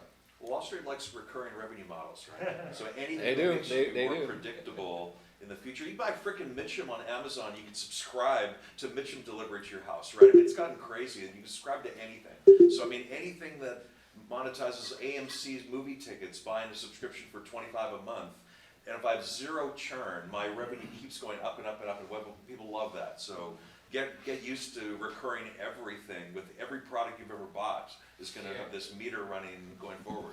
Your pay raises are not recurring.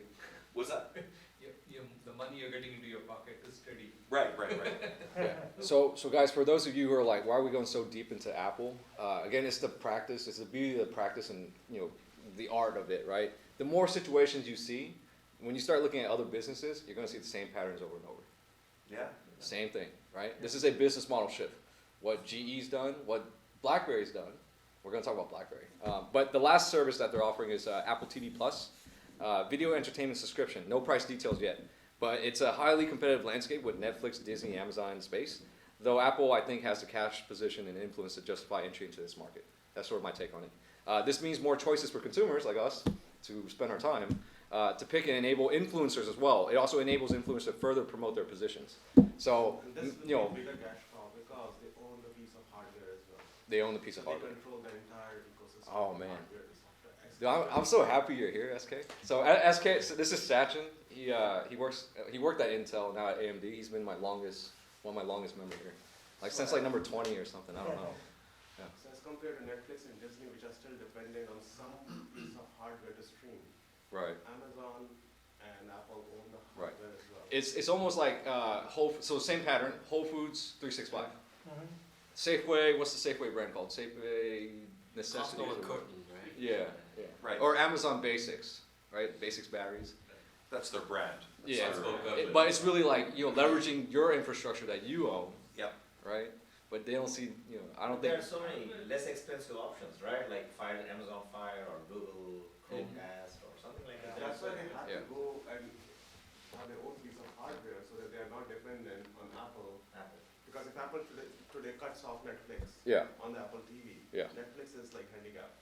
they need somebody to speak. Ooh, that's crazy. That's competitive. But anyways, I'm crunched on time, so we're going to get to the next part. So LYFT, IPO, day one trading. Last week we talked about LYFT. We analyzed the prospectus. We saw that, okay, they're not really making money, but be aware that hype still works, right? You might not like Bitcoin, some of you I know, but if there's hype and it's going to move in prices, well, how are you going to capitalize? You have to diverge away from the rest, right? You know, if you're working 40 hours, you diverge by working 60 hours. That's just how you get higher in life, in my opinion, at this point. The money has to come from somebody, preferably bigger corporations now. That's where the real money's at, in my opinion. So LYFT, IPO, day one trading. Quick technicals, this is what it looks like. If you're into like I know we don't talk much about day trading tactics in here, but smart money tends to trade like the first 2 hours or the last hour. So just kind of analyze this. It didn't IPO right at the first hour, but you know the first part sold down, held some support, and then the last hour further downside. So just an interesting chart to take a look at. The range, the automated area I have right here is just a 15-minute opening range breakout. So just more intraday tactics to kind of talk about, but that's what I'm seeing for the technicals because there's only one day, right? Down after hours too. Yeah. So after hours, sideways. Curious to see where it goes. I mean, I personally wouldn't invest in it until it's maybe beat down, or maybe until Uber comes out and I see some comparables, some solid comparables. At least this one, last time we checked on prospectus, they don't have a positive equity. I think there'll be people, money managers, or whoever's invested in this supporting at some level. We just don't know what that level is. Like they'll come in and be like, okay, now we need to push it. Yeah. So Snapchat was like a clear short when that one came out. This one. That will depend on the earnings, right? That's 3 months out. Yeah. I don't know when. I forgot the margins on this one, but the margins. So the gross margins, if you guys recall, we were looking at the prospectus. The margins significantly. I'm sorry. Sales will increase with significant expenses when we were analyzing this. So there's this professor called Aswad Damodaran at NYU Stern. He usually is it's called the valuation dean, and he values all these companies generally. And he was saying LYFT sort of deserves a 16 billion valuation. Right now it's at 24. Right. So you could just price it out that way. Sure. I think 60 is a good price. Yeah. So I'm not an expert at B2C software comparables, so that's something I might want to refine later because it's quite simple. You go to Sequoia Capital's website, they've done the legwork of in my opinion, they've done the legwork of, okay, just looking at the structure of their website will teach you years of wisdom in my opinion. So look at, they're here, Sand Hill Road. I used to work next to them. They invest in software, but just go into categories. The way they structure their website, it's just 2 categories, enterprise and consumer. And you guys know me, I'm more on the enterprise side. But within the enterprise, there's different verticals in here. Healthcare, infrastructure. So LYFT will be consumer and probably not social, productivity. But just wanted to point this out to kind of accelerate your knowledge. Leverage like a top VC's website structure. No one thinks about that. Anyways, so that's the intraday. So I would just add what Dash said about the LYFT, the Aswan Damodar. They have a lot of video on Google Tech Talk on YouTube. Yeah. So he shows how he valued. Yeah, so he mentioned Uber valuation also. I actually taken his courses Wait, who's this guy? Aswan Damodar. Okay. He is a professor in NYU. Just follow him on Twitter. Just follow? Okay. Well, my Twitter feed is pretty packed. Yeah. I know I didn't tell you guys in the past, but if you want to stay close to money managers, everyone's on Twitter in my opinion. So I have a sovereign list. Okay, well, so Twitter is like a place where you could get a lot of free information from high quality individuals. Right? So I have a sovereign list, I have a VC list, I have a high tech list, I have a global macro list, I have a hedge fund list, I have a S&P 500 list, I have a volatility list, I have an options list, like active option traders. I have short. Yeah, I have a separate one for Trump. I have a short seller list. The whole newsfeed thing. In this day and age, I need to get quick information. But now I'm thinking about reading through numbers instead of actual tweets. There's too many tweets. Advanced short sellers, biotech, commodities, real estate, FX markets, gold markets, cryptocurrencies, and frequent macro speakers. So that's how I kind of get a sort of end-to-end understanding of what's going on in the world. But it's a lot. I'm mostly focused on like VC and probably the global macro hedge funds. Because those two worlds, public and private, it's interesting to me. If you limit it to 6, okay, then the focus is management. Yeah. Too many. Yeah, maybe. But it's okay. I still got some time premium. We'll figure out where I'm refining. But so far, I'm pushing the enterprise software. So speaking of enterprise software, there is a comparison of LYFT to in Barron's, by the way, where they spot on said LYFT is not even close to executing as well on a path to profitability. So they peg the IPO as a stay clear. Yeah, it's a liquidity event months. for VCs. It's not happening. But a lot of average, Joe they don't know that. That's so right. that's the crazy part. Yep. But there's so many others coming up, like the IPO mania is just starting, right? Like Slack and Palantir and Pinterest and Uber. Yeah, so I got about 10 minutes left. I'm just going to read this and then move to BlackBerry. And we won't go over the stocks, but because BlackBerry is a big win, in my opinion. Yeah, earnings just happened, right? Like Yeah, and earnings was really positive. They talk about pivoting to true enterprise software cybersecurity space. Yeah, you caught that one really well, by the way. You should feel really good about that. Yeah, so I got calls and shares in it. Yep. Yeah, I still like this one. I personally think it's quite underpriced, but let's jump into the BlackBerry one. So guys, quick technicals. We've been looking at this since a while now. I would say we were looking at it over here. Yeah. Yeah, in November, December. And then we had the November, December dip, created opportunity, tight channel. Whenever I see a tight channel, I feel institutions are buying. It's just a hunch at this point, analyzing price action for so many years. When you see a tight channel, suspect that someone's a buyer or someone's shorting it. But again, the volume's like really slow and It's steady. controlled volume. I mean, I'm not a quant background. We do have a quant in the house. I don't know if that's a fair statement from my price action analysis, but that's what I see. I'm more of a discretionary investor. But that's the technical, guys. Broke out high volume to the upside. I listened to the earnings call. It sounded pretty darn good. Quick highlights of what they're doing. So you guys historically know BlackBerry as a phone company. That's true. But for the last several years, they brought on John Chen. John Chen is the guy who flipped Sybase over to SAP. Right. So we know he's a flipper with a track record, right? So I like the guy. He's on there, and he was brought on there by Prem Watsa, who's a Canadian billionaire. That billionaire bet a quarter of his net worth. And we verified that by going over to Guru Focus, which is another tool I pay for, and you type in Prem Watsa, you can see his position in profile performance. Prem Watsa is an Indian investor. He has about 1.27 billion, and then current portfolio is so BlackBerry's pretty heavy right here. You see that? Oh darn it, 15%. Wait. So he has 46 million shares, market cap of 5.4. Okay, that's okay. So 26% of his net worth is in BlackBerry. Huge. Why would you bet a quarter? I mean, John Chen's on the board. Maybe I'll bet a quarter, but why would you bet a quarter of your net worth, right? So I with his track record of accumulating $1 billion, I could safely assume he's an intelligent person or who knows how to play the game. So that's the basis of the analysis, right? What's the market opportunity that they're targeting? Well, they transition outside of mobile devices and now into like what they would call an enterprise of things. So with the increase in like data from IoT devices, and enterprises probably tracking those IoT devices, physical devices now, creates a lot more data, right? Creating more industries and stuff. A lot more cybersecurity attacks. So this is what they're highlighting.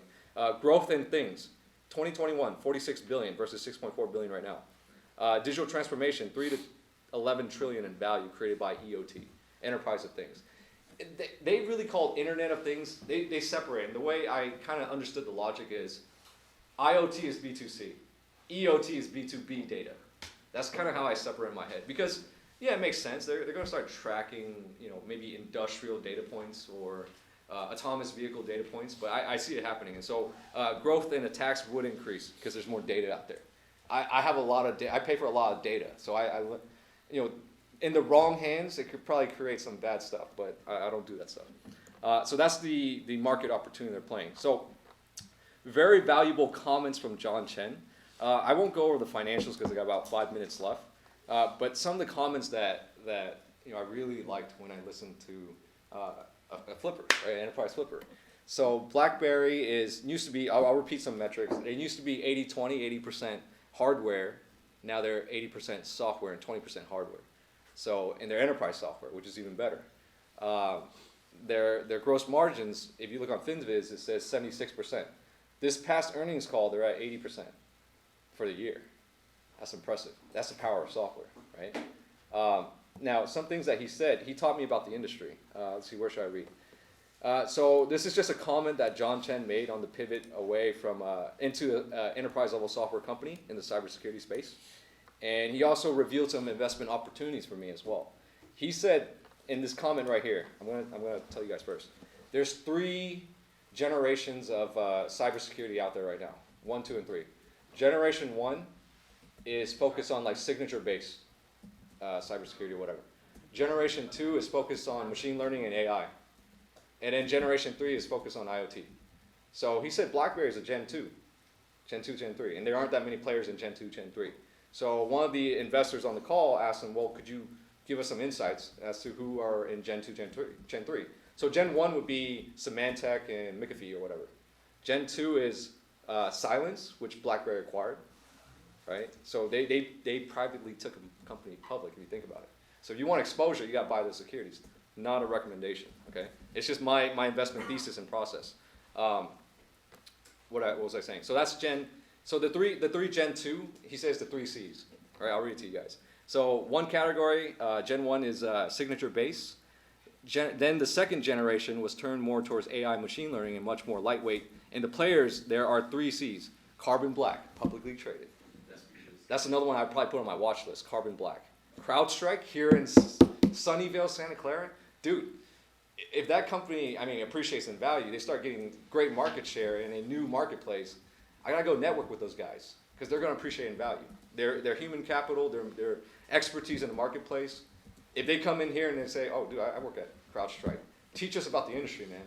So there's huge value in Silicon Valley again. But it's nice to know that they're located here. And then the last one is Silence, which is now owned by BlackBerry. So if you want exposure to Generation 2 type of cybersecurity market opportunity, then yeah, those are the securities I'd be looking at. So I wish I had more time. I wanted to go a little bit deeper into the analysis and do a crunch-based analysis of CrowdStrike. Let me see. I'll just show you revenue size. I think they're doing about 200 million. And then we also got Carbon Black, CBLK. So this one I added to my, again, educational purposes only, but I added to my multi-bagger list. Just because now I'm aware of the marketplace a lot better. And I learned it from John Chen. Huh? Yeah, chart looks very bad. So price action wise. It's flattening. Say again? It's flattening now. Yeah, it's flattening, but be cautious. Let's see, price to sales multiple is okay. This market is taking like 10 plus. At least if it's a really disruptive technology. But this one, CrowdStrike at 2, let's see, CrowdStrike competitors and revenue, 64 million. And Carbon Black is sales of, so they're winning deals about 200 million, and BlackBerry's winning about $1 billion. So, acquisition. Yeah. Sales about 880 million. It's awesome, huh? So my take is, so the other thing I wanted to mention is that BlackBerry is a high quality revenue stream because their customer base is mostly financial accounts and government accounts. A lot of government accounts. Because historically they sold the BlackBerry to the president and all that. Yeah.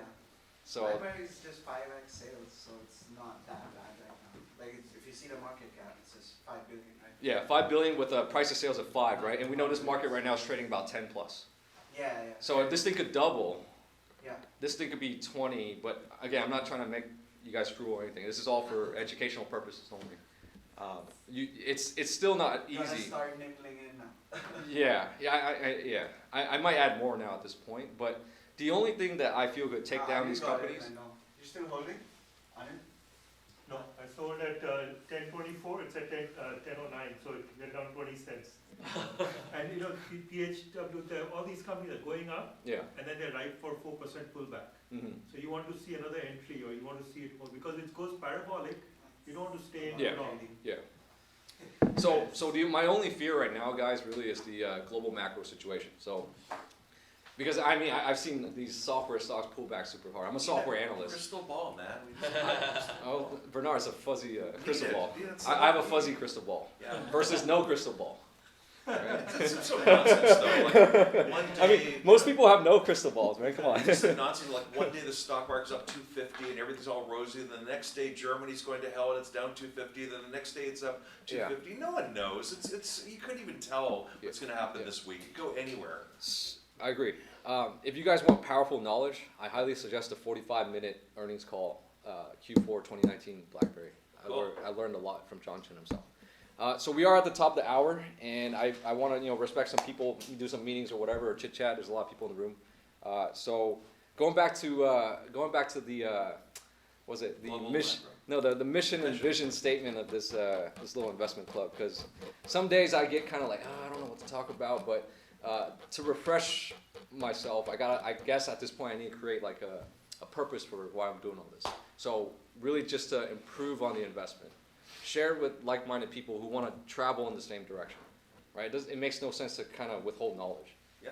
right? At least in this day and age with technology, everything's free. We talk about the asymmetric economics of like public education and the value of it versus like VC investing to Coursera, Udacity, and all that at leading knowledge, lower price.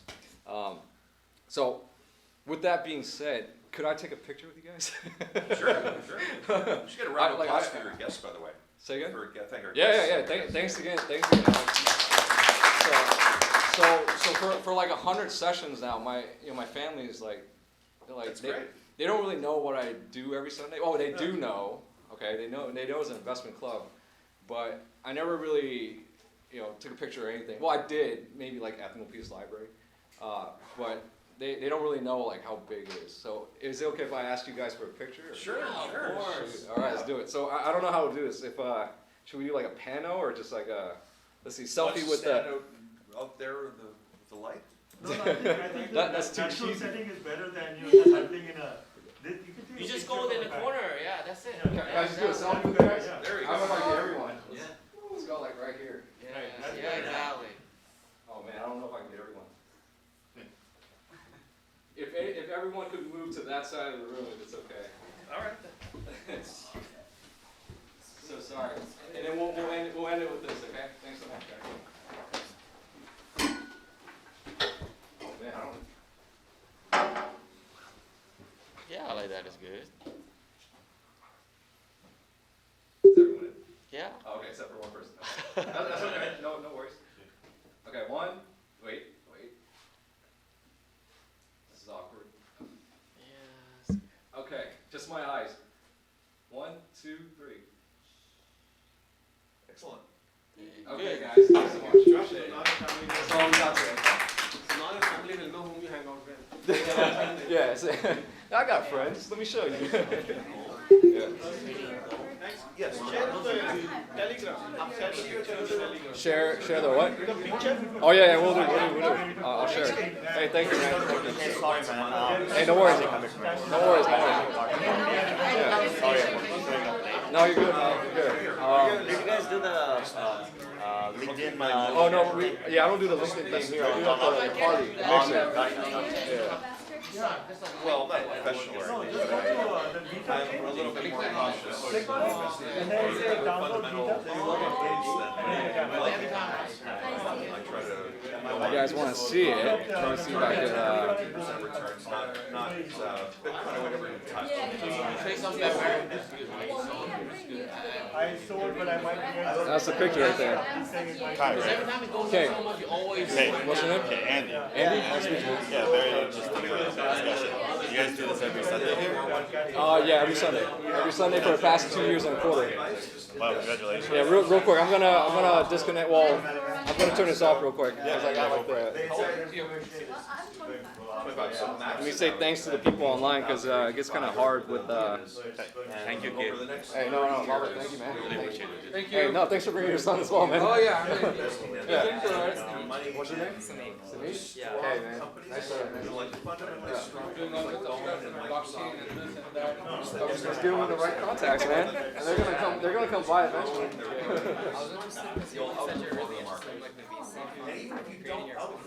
I wouldn't say create my own right now. I'm at a phase where I'm just building an infrastructure out. Yeah, I'm just building up contacts, network knowledge. So eventually, it's only here, right? It's only gonna happen here. So eventually, it's gonna get there. Yeah, this semester I actually started working on a VC cloud. Yeah. So we're working with like Kleiner Perkins and NEA. Those guys are top supply. Yeah. Yeah. So that's pretty cool. Yeah. Oh shit. That's awesome. That's a good start. Yeah, definitely. So you understand the space and how in terms of how they invest, or? Basically, we have our own team, and we just have them as clients. So they basically want us to give 3 deliverables, and we just research the industry that they're interested in, and maybe give investment advice. Okay. Well, hey, that's what we're pretty much a research powerhouse over here. Yeah, that's what I was saying. So, hey, you're welcome to come back anytime. Yeah. You and your dad. So. Yeah, you take your dad up. Yeah. I'll be back in Ithaca after this week. Sure. If you got a pitch too, man, I don't mind hearing it. So what he's looking for, probably summer internships, do you think you will need? Well, for blockchain. Yeah, that. I'm also interested in like cryptocurrency trading and startups in general. If you work for a cryptocurrency like Coinbase, they won't let you create conflict of interest. Right. Yeah. So you might want to do like, well, what do you want to do? You want to build a startup later, or you want to master the trading of cryptocurrencies, or you want to startup, right? Pantera Capital. They're here in Silicon Valley. Those are the guys. If you could network into that. Okay, I'll look into that. I mean, I hear those guys are top tier. I could send you some contacts and then figure out what events they go to. Yeah. Because if you know you got a solid blockchain technical product that they'll like, find a way to pitch it in front of them. They'll fund you or something. Yeah, that's been working. It's gonna work. So you weren't kidding when you said you got the connection. Yeah.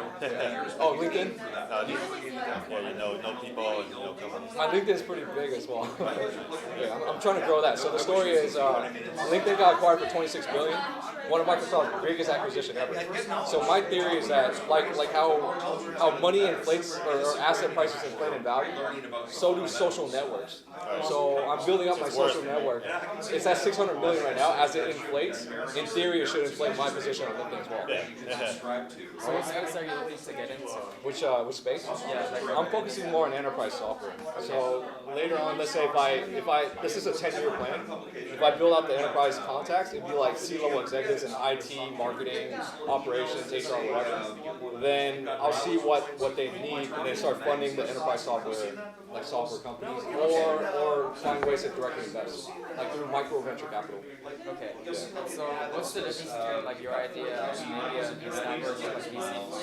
I'm more of a trade, so the difference would be, I would probably start out with micro venture capital.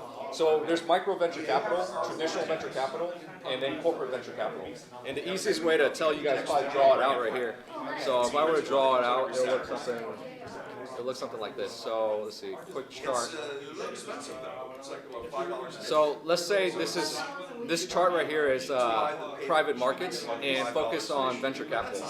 So there's going to be, so keep in mind there's micro VC, traditional venture capital like Kleiner Perkins. So traditional is just like their standalone investment group. Corporate venture capital is like the venture arm of Microsoft called M12 or like Salesforce Ventures. And then micro VC is like a scale VP where they operate really like 20K, 50K. The traditional will do like $1 million plus, and then corporate venture capital will probably do like 20, 10. So in the micro VC world, if you're giving like small amounts of money, the company should be small as well. The companies will be small, and I will come in and ramp up their sales. Okay. So I get equity, let's say 3%. I ramp 5 million to 100 million or 50 million. So companies come to you because of your contacts and your network? So I have partnerships with like go-to-market specialists, so people who train salespeople in the software space for a long time. So probably link them with that, and then let's say you're the founder of a company, right? Blockchain, whatever, for enterprises. You already have 5 million and 10 customers. I come in and I say, hey, I'll help you bring 5 to 50 million if you give me 3 to 5% equity or whatever. Right? And if you say yes, then let's say it's 3%. So 5 sells for 50, right? Let's say it's a 10. 10. That's conservative in this market. Right? It's really like 13, 20. But let's say 10, you raise it to 50. 50 times 10 is 500 million. Now we have, I own 30% of that, and you own it like. Yeah, it's an equity game. After some point, it's all equity. Money's like And do they only like give you the equity as long as you meet your goal of getting 50 million? Yeah. So it'd be some terms, okay, structured terms. So that, with that being said, to reduce my risk, meaning startup failure, if I have more contacts, then I have less risk. It's like a home flipper. If I have a limited amount of SCs, subcontractors, and general contractors, what's my chances of losing? Right? It's like owning a cafe. If you have a list of like cashiers and coffee makers, what happens if your guy leaves? You got another one. Yeah. So build up the contacts. So that's really network, knowledge, and money. Yeah. Well, build up the financials. Don't be greedy though. Hi, can I ask your Thanks, Twitter man. so I know who you? My what? Hey, no, thank you, man. Thank you. Hey, nice meeting you as well. Yeah. The Twitter account so I can know who you. Oh, it's called, yeah, my Twitter is economic setups. So in this way, I can know all the people you subscribe to. That's my Twitter. Oh, there's a Twitter thing. Yeah, economic setups. Okay. Oh, by the way, my name is Bonnie. Bonnie? It's my second. Yeah, I think you came here once. Yeah. Hey, well, nice to meet you. Thank you for coming out. Hey, what's your background or? Oh, my background, I'm CPA, but really new. To the Valley? I'm just like auditor, so I do audit a lot of companies. And then right now I'm thinking to go for CFA, so I probably, because right now I'm building the foundation of the reading all the financial statements and blah blah blah, and also build a network at the same time. I don't know how to build a network. Oh, you're in the right place here. Right? Run a meetup, meet a partner, right? Partner, like, okay, so I deal with oil and gas guys, right? And they're like saying, well, the only way to break into oil and gas, like guys who are pro in oil and gas, they said, you either go out there and you hustle every day and network, or you leverage partners who do that. That's the only way to break into the industry. So let's say you want to do cybersecurity, blockchain, or whatever, break into that. My network is primarily investors, heavy on investors. Yeah, I'm also. But we got the first VC. Oh, that was pretty cool. So for you, what's your daily job? It's more about trading and. No, so my daily job is enterprise software sale. So that's why I know the software space so much. So you're sales? You're a sales? Yeah, I'm a sales guy. Oh, I see. Yeah. I see. But I left Morgan Stanley because they won't let me trade. Oh, really? Yeah, all of the security firms have regulations, no day trading or anything like that. Yeah. So now I'm at a point where like I got the network, but I don't know if I want to go full-time real estate yet. Real estate. Oh, but it's really tough competition though. It's really lucrative, but I think it's really tough. It's lucrative, but it's not my top interest, right? Like people ask me like, okay, what do you think of this carpet color or countertop, marble granite quartz? It's not my market. I'd rather people ask me like, how could we bring more deal flow into BlackBerry or Silence? Great, let's figure it out. Yeah. Well, if you're into the enterprise software, how do you think Zoom is gonna IPO soon? I have to see the financials. Yeah, because I'm an auditor, so I met with a lot of companies here. here. You can't tell me that. Yeah, and then they speak really highly of Zoom. Yeah. Other than WebEx. Well, Citrix, I use GoToMeeting. Yeah. I like that one. So I have to do analysis of the three, right? WebEx, Zoom, and Citrix, and then see which one's winning market share. Oh, right now, of course, WebEx is still the bigger player because. I don't think I like WebEx though. I use WebEx. Exactly. Yeah, I love GoToMeeting. GoToMeeting. Citrix is here in Santa Clara. Oh, I see. So that is the competitor with Zoom. Zoom. Yeah, I see. Yeah. Because right now. I mean, people are online right now. In my GoToMeeting right there. Oh, I see. Zoom just got acquired recently, right? I think you're talking about Zoom Info. I'm on the Zoom. There's Zoom Info, and then there's Zoom meetings. Yeah. Depends on which one you're looking at. That one. They're about to IPO, and then the valuation is sort of reasonable. It's like $2 billion for that company, and then they're already profitable. Yeah, I think it's a little bit better than LYFT, but then I want to see what the other people are thinking about it. Yeah. So my take is like, what do you want to be? You want to be an investor, operator, or a worker? Or a business owner? Well, that's an operator. Business owner, investor, or a worker? If you want to be a worker, it's not that hard to tell you how to get to what job. I mean, this is a serious question. Some people really want to climb the corporate ladder. So if you want to be a worker and you want to get somewhere, let me know. I'll tell you how to get there.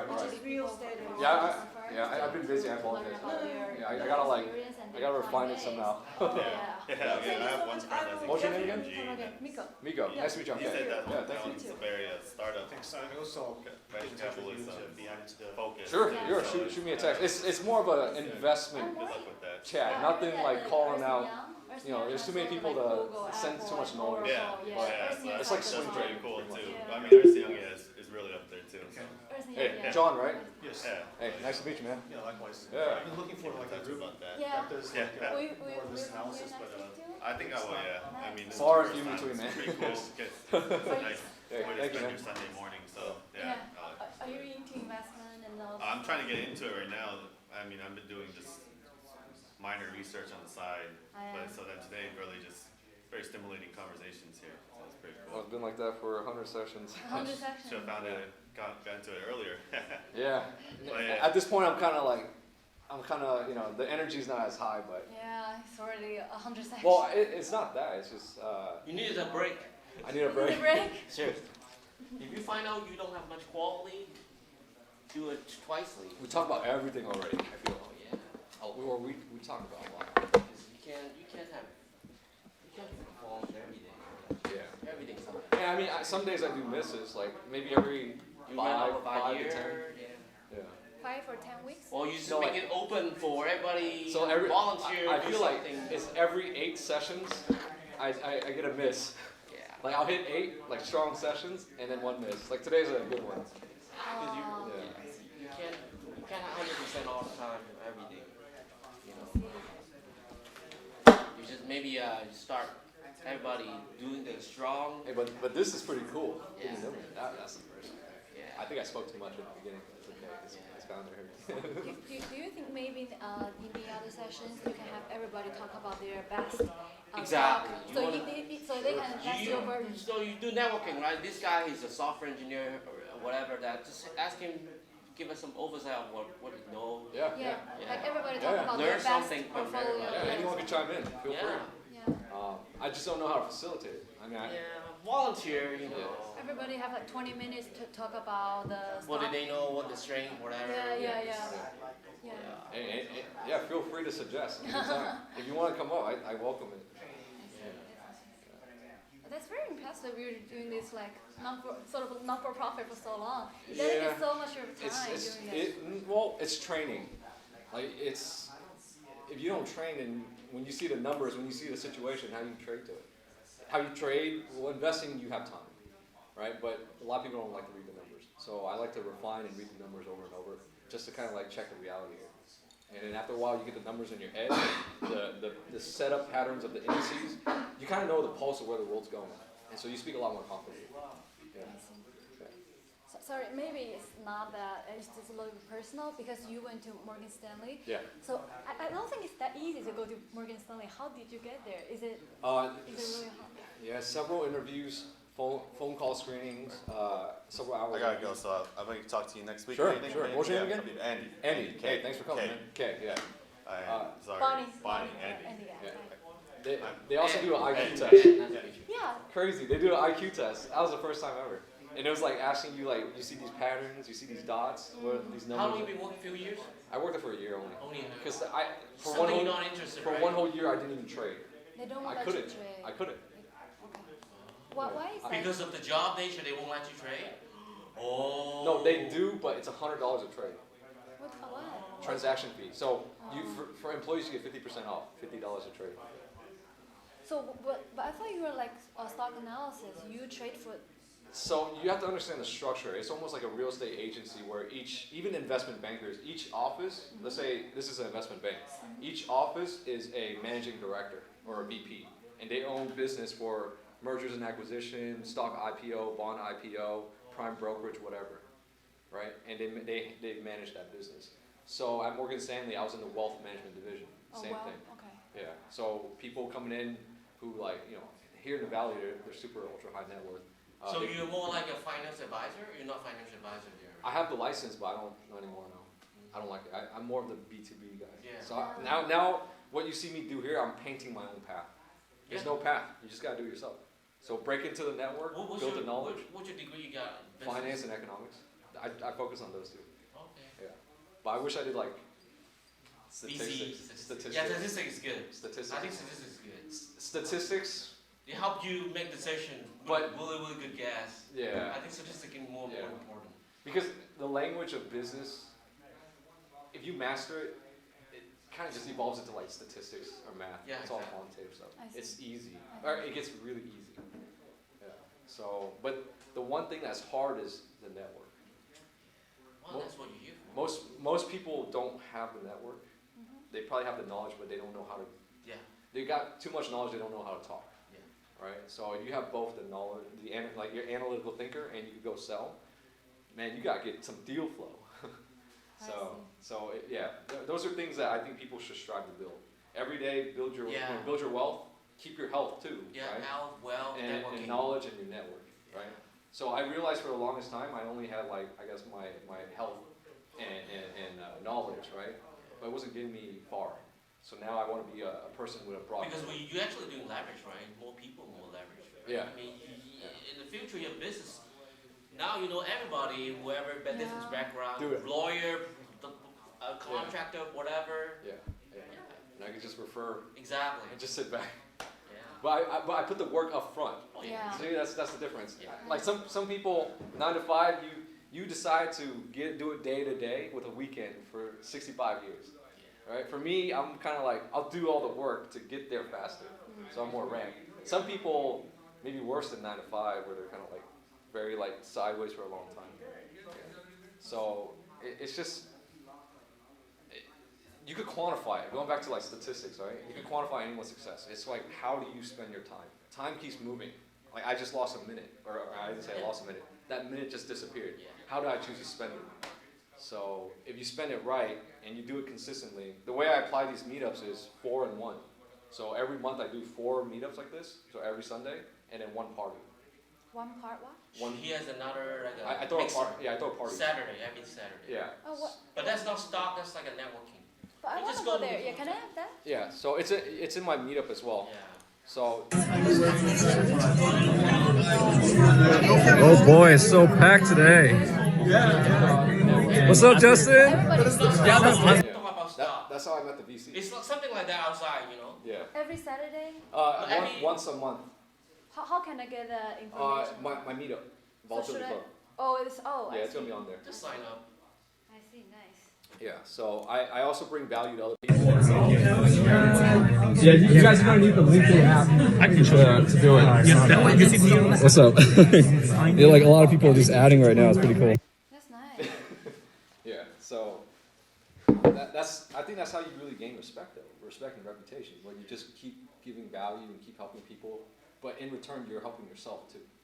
So if more people live by that, then it'd be a fair game of like, okay, who's going to win the business and the trades and all that.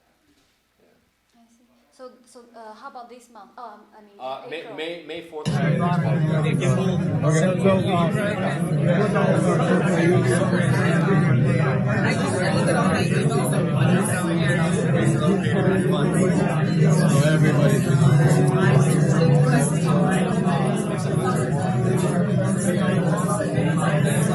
Oh, everyone's all clustered in the back over there.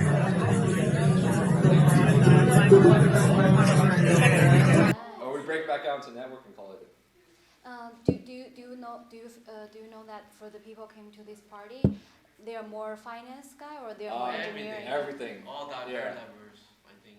Business owners, investors, technology people, in terms of like founders, startup founders, a lot of engineers looking for jobs, a lot of engineers with jobs, salespeople, real estate, other real estate agents, funny, insurance brokers, VCs.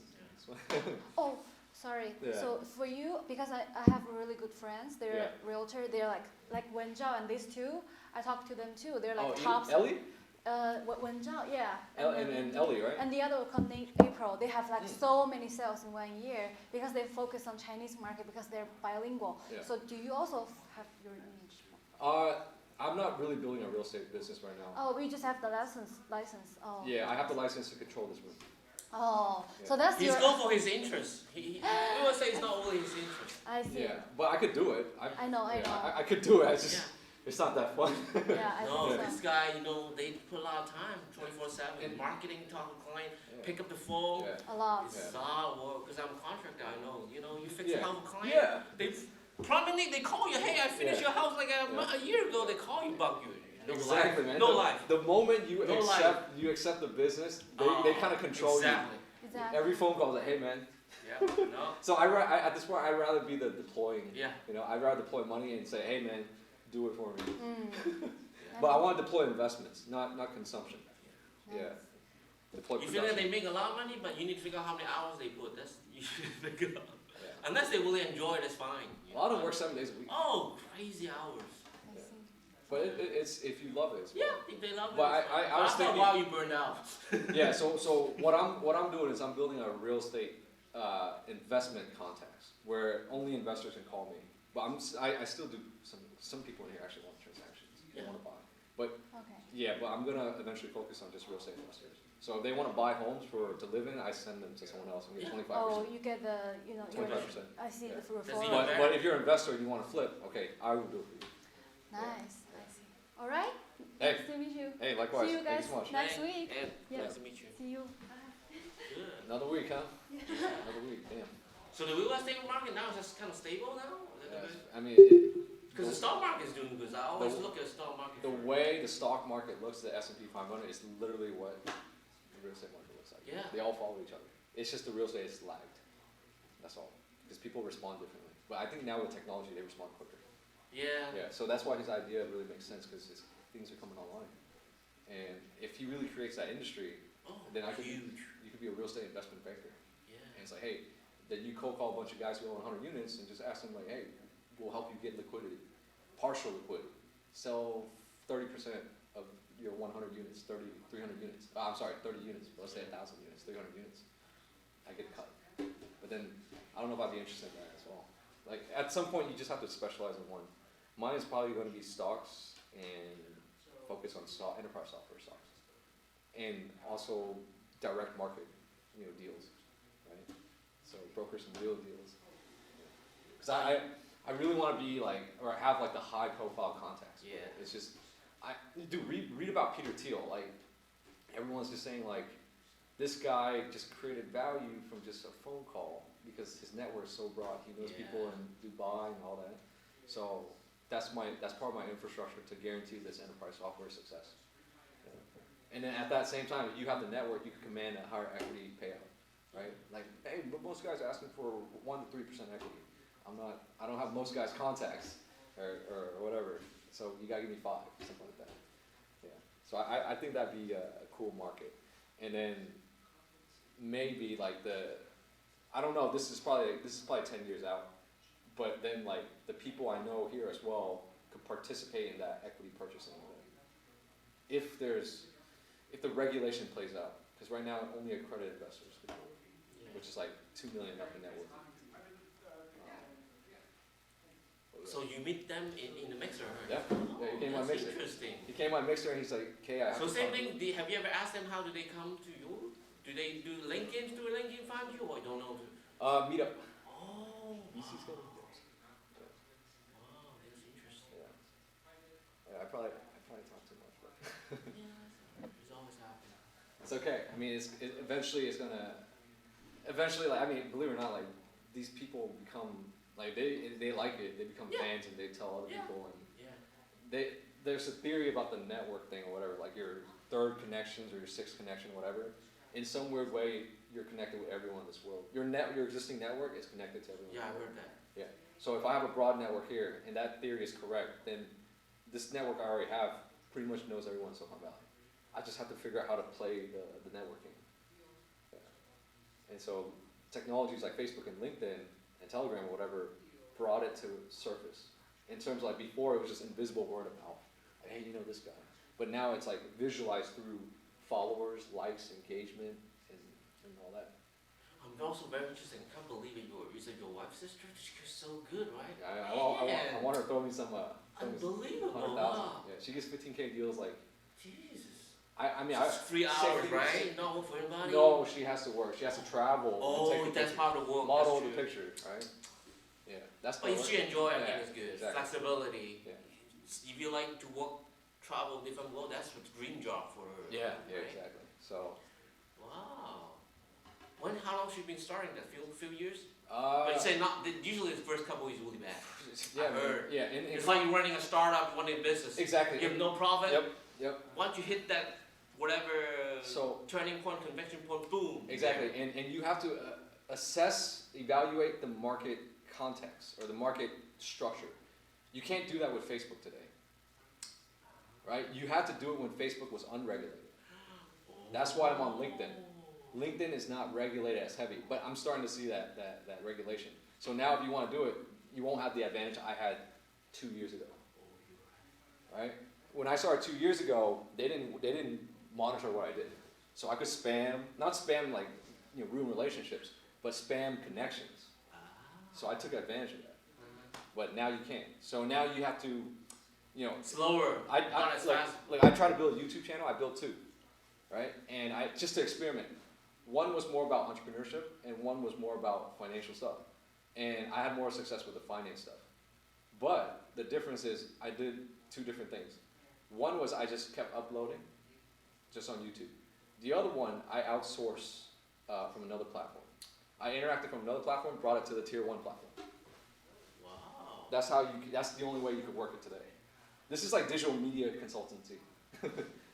That's interesting. So if you want to build tier 1, it's not on Facebook, it's not on YouTube. It's on like TikTok, stock Twitch, maybe Twitter, LinkedIn, and then bring them to tier 1 social media platform.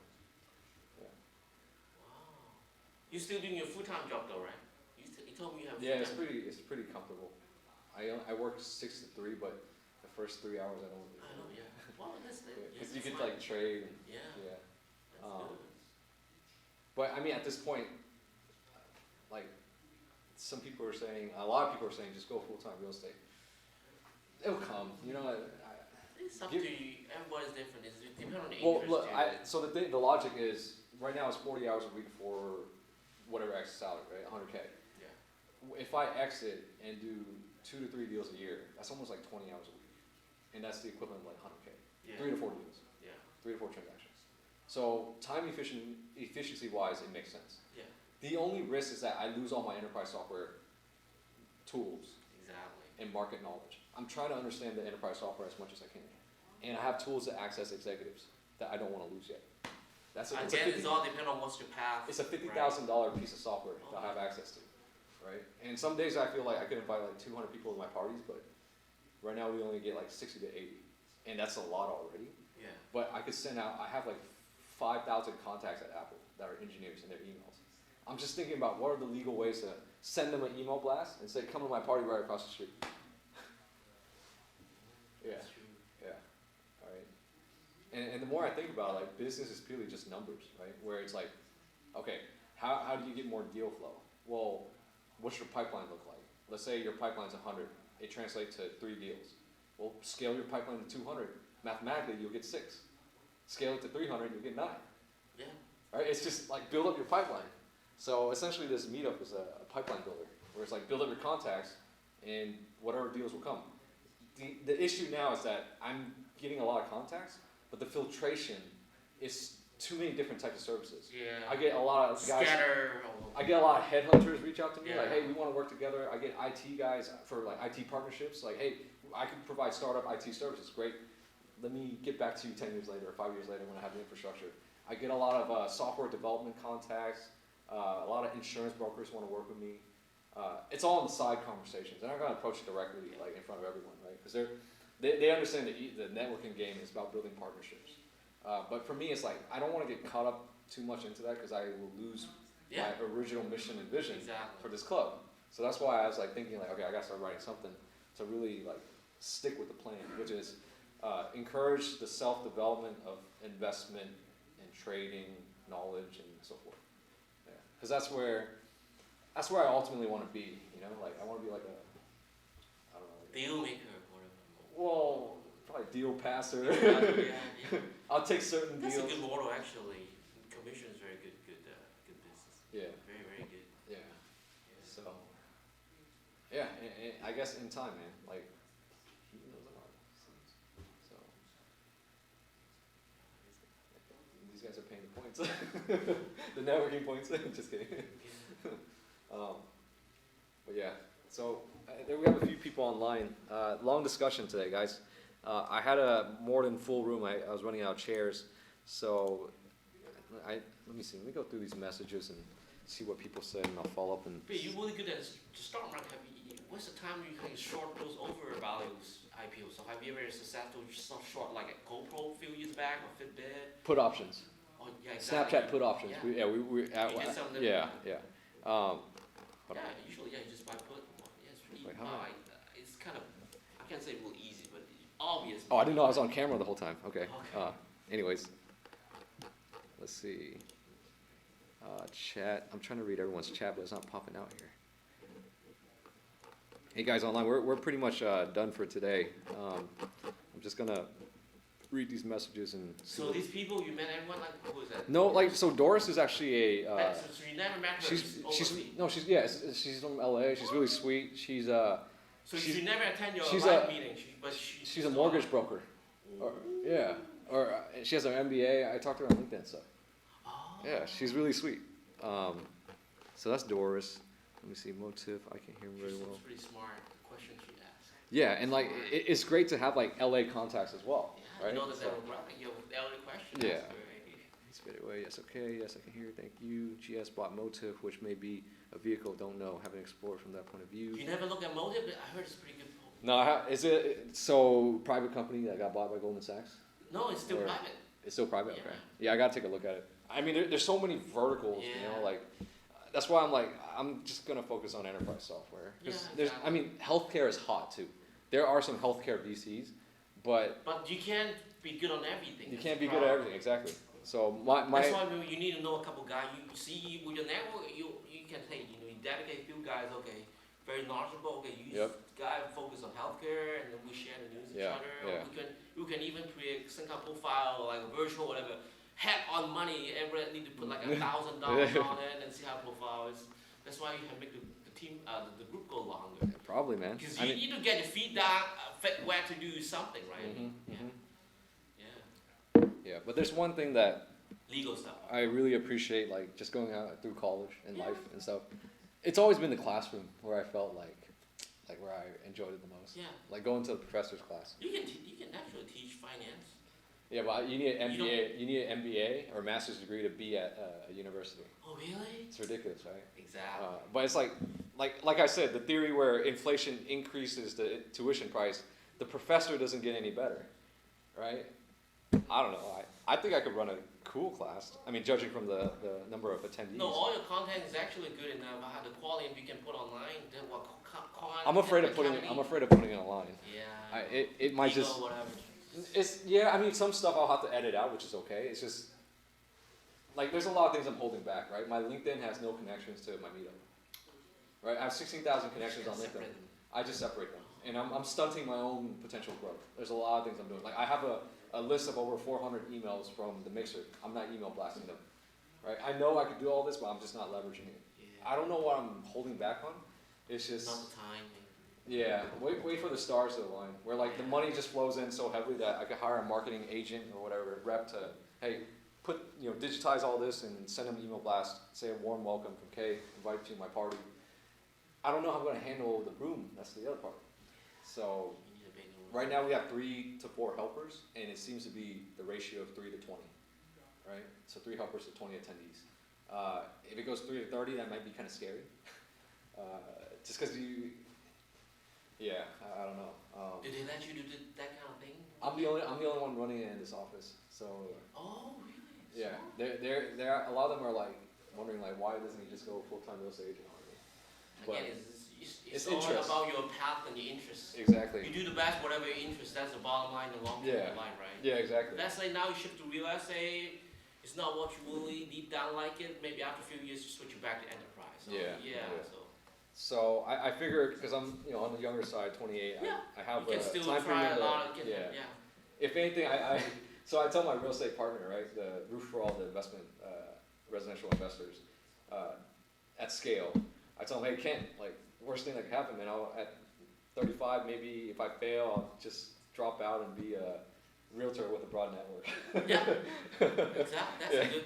And he was like, "LOL, you never know, you're not but gonna fail, seriously, man." you never know. But that's good. Yeah, you Yeah. never know. But it's these. I mean, so the enterprise software concept is really traded, you know. But I'm holding a year position where I add value by transforming. I'm flipping the business. That sounds super exciting. So in real estate, especially in residential real estate, maybe even in commercial, we meet at cafes and a real estate office. In enterprise deals, you meet in like the Salesforce Tower, in the Apple building. That to me sounds like a fun lifestyle. So I really want to build out the B2B contacts for that case. So like, imagine if I got invited to Splunk. Man, this is the building with like the economic activity, something I could geek out to. And then all the contacts are great because these are high human capital individuals. Invite me to Cloudera, Twilio, BlackBerry, get to see all these corporate offices. Yeah. So I think you're networking, right? And I'm networking. So big crowd. Yeah. High quality, every B2B network reinforces my success rate of building an enterprise software company. Traded at 15 to 20. Yeah. So if that's your really true passion, just stick with that. Don't because it's backup plan B. It's a plan B. It's plan B. So I really enjoy it, man. I think it's been this has been a big part of my life for like the last 2 years, and it all started from the anger or frustration from leaving Morgan Stanley, where it's you like say only 1 year, that's it. Yeah. So is that your first job right after you graduate? No, my first job was Silicon Valley Bank, private bank. Oh, you work at the bank. Yeah, and that's where I saw the VC balance sheets. And I looking back, part of me says like, you did a good thing by jumping around a lot. I jump around a lot. I probably worked at 8 corporations already, or 8 different organizations. That's a lot, few months here and here at the beginning. Sort of, kinda. But then also like I worked 2 at once. So I would say this is like 2 at once, like a realtor. Like I did the real estate stuff. I'm still doing it, but yeah, when I look back, part of me wishes like maybe I should have just accepted the full-time offer. At Silicon Valley Bank? Or no? Well, or I mean like to go, like they had a program for like 3 years or whatever to be like the private banker. I didn't realize at the time that, I was so inspired by looking at these balance sheets, right? I saw anywhere from mostly 1 to 5 million, but there's some tiers where it's like 5 to 10, 10 to 20, and then it gets slower to 50 to 100, 100 plus, and then two accounts that were $1 billion. I got so inspired by like, dude, these guys are all technology executives. They're all VCs. Oh yeah, right? You saw all the data. Yeah, I saw all the accounts, and so it really inspired me to work at a technology company. So, but that was like my young ignorance, right? Where if I look back, I should have stayed there because I would have banked them. I would have banked those VCs directly and built a relationship. That's true. But it's okay but if I chose that path, I would have never found out enterprise software or create an investment. Yeah. So and you can't trade in there either. You see what I mean? Oh, your first job is in the private banking. You could, but it was like difficult. They're always difficult because it's like, okay, this VC client has shares of FireEye. You know that you can't really trade it, right? So you actually have a chance to see everybody's portfolio. Yeah, I saw their books. Yeah, they'll hold like housing, everything. Yeah, like some of the executives will have like 33,000 shares of FireEye. Wow. Right, and it's just like I know because I know that I can't operate on that. So you have inside news, literally, right? Yeah, but that's true, but you can't really you can't function on it. So now I rather play the honest game and just build my own contacts and we'll see where. So usually those clients you help them to manage a profile or what is that? So private banking is everything from wealth management to banking of like you need more mortgages.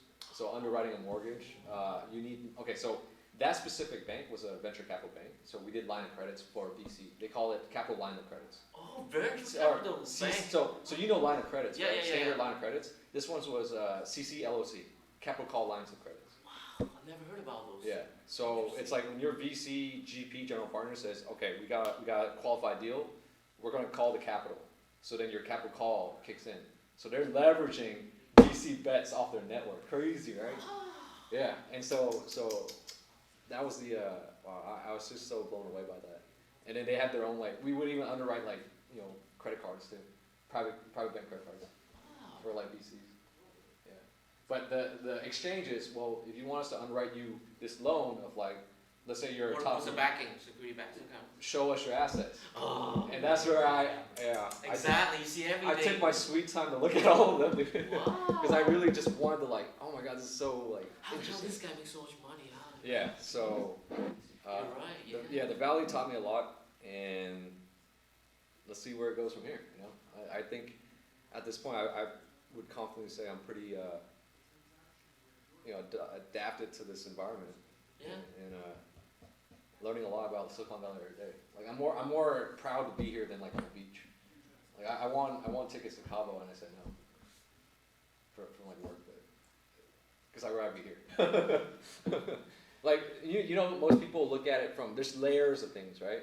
They call it paradigm shift, where let's say 3 people looking at a mountain area, right? The economist would look at the population around it.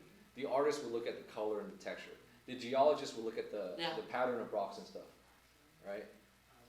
Where was I going with that shit? I totally forgot what I was going to say. The ability to paradigm. What was I talking before I said that example? Can't even remember now. Because you have too many thinking. So the ability to paradigm shift is really okay. So So reason why is like I don't see value at the beach because I'm more of a economic thinker, right? Most people will look at San Francisco. Commercial real estate guys will look at the height of a building. Let's see what type of other investors. Technology investors will look at the private the venture capital firms, right? The insurance guys will look at like, whoa, look at all those technology employees. The real estate agent would be like, whoa, like look at all those potential condo owners, right? I look at it from like this little hotbed produces this much economic value. Mm-hmm. I'm not looking at the height of the building. I'm looking at the height of the number that it produces for the nation. That's where I really geek out. So like Apple, being next to Apple at 1.2 trillion at one point was really inspiring. But most people won't appreciate that. And so it seems like what I do is pretty much like from a teacher's perspective, I'm really just doing arbitrage of knowledge, where I got the knowledge and then I'm sharing it and there's like an arbitrage value. If you want to get deep into it. Yeah. So I like to look at the economic numbers. And with that, Silicon Valley makes me like super happy. That's very lucky we'll be here too. Yeah. I probably inspired some people in here to go like network. Yeah. I know this guy's a teacher. Yeah. In a way, it might bring value back somehow. I don't know. Yeah. I can't remember everyone's name. Ed, right? Yeah.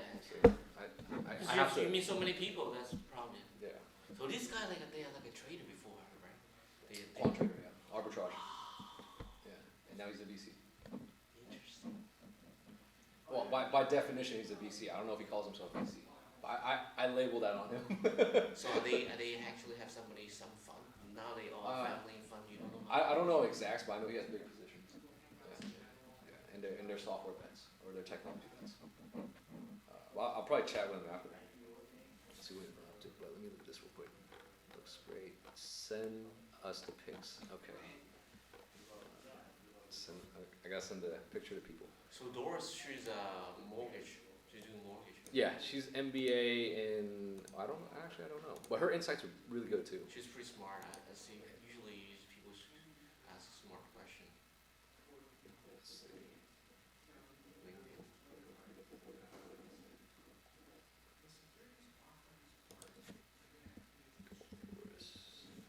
So this is too many Doors. MBA Doors. Oh, there you go. This is Doris right here. So she does mortgage lending, I guess. Oh. Yeah. Loan officer. Okay, she's a loan officer. Oh, yeah, you real estate, you definitely have a connection with the loan officer. Yeah. Yeah, so just like building connections like this, like, oh, I know a loan officer, or I know whatever type of loans you're trying to get. But certain industries, they'll regulate you. They'll say you can't pay fees. But to me, it's like not a problem. I'm not picky about it. Oh, this is a nice picture. I'm going to send it out. Okay, let me send it right now to the chat. That's like the first time I asked anything, huh?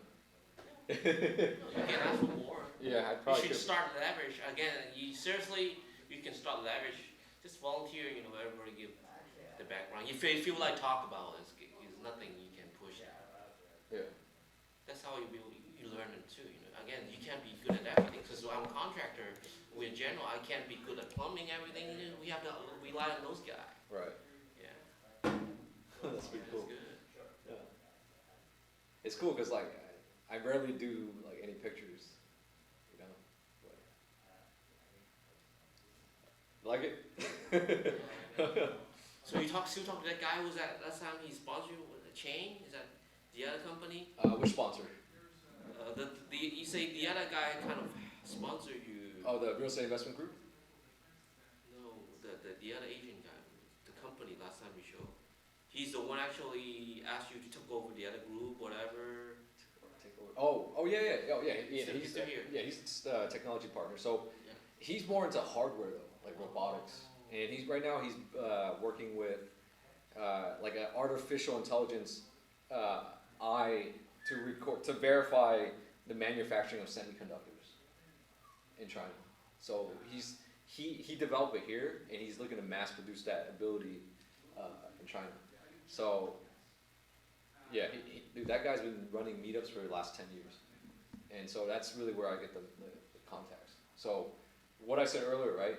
When I talk to oil and gas people, right? The one guy who's like a veteran in oil and gas, he said, "Look, these guys are crazy. They're not going to get these contacts unless A, they go out there and hustle everyone every day, network, or two, leverage partners who are doing that. That's how you break into oil and gas." Yeah. Yeah. So luckily for me, I'm in Silicon Valley. I'm breaking into Silicon Valley at this point, and that's just through like sharing, things that are productive to me. So teaching is super productive. Yeah. At least it'll make you better. Hopefully. So I just basically applied the same thinking that he said. That's how you're going to build the contacts. Whatever industry you want to break into. Hey, have you ever think about starting a hedge fund yourself? Never heard. I read all the registration process. Because hedge fund is easy to start, right? I mean, you don't need a CFA, whatever. I would start. start. A friend of mine, he's a director of the company. He started his hedge fund, but the key is how can you need to find somebody to trust you and put the money on it. But it's good money, 4%, right? 3%. 2 and 20. Exactly. They don't give a 2 and damn. 20. Up and down, you only got 2%. But if you're new, you probably do like 1 in 15 or 1 in 10, right? If you don't have a track record. I thought about it. The only thing that's stopping me is, so I thought about it to the point where there's different structures out there. Like a private equity firm, venture capital firm, and certain hedge funds will likely be under a form called ERA. What's the E again? I can't remember. So it's, oh my gosh, I forgot the E. There's RIA and then there's ERA. ERA is exempt registered advisor. There you go. So difference is less regulation, a lot less. So it's a leaner structure, but I can't hold myself public. Right? To be public, you need to be an RIA. RIA means like you could go on certain channels and say, hey, I'm a hedge fund. No, I'm a financial advisor. Yeah, I don't think anyone does, I'm a hedge fund manager. That might get you some red flag emails, direct mailers from SEC or whatever, or FINRA. So there's ERA, which is more you operate under the dark, and to get your contacts is really your network. So I figured, well, okay, if I ever want to start one, you need that network. So that was one of the early motivations of starting an investment club. Everything you need is a network. Yeah, everything's network. Even you run a business, news, anything. Marketing, networking is the key. Yeah, and then like now at this point, 2 years later versus like my former 2 year self, 2 years and a quarter, I know a lot more today, and it's probably the trend right now in the at least sophisticated B2B financial investment space is more venture capital. Hedge funds kind of lost the prime time. Yeah, well, one is it'll come back. It'll come back because of the markets that are all time highs. Think about it, right? So.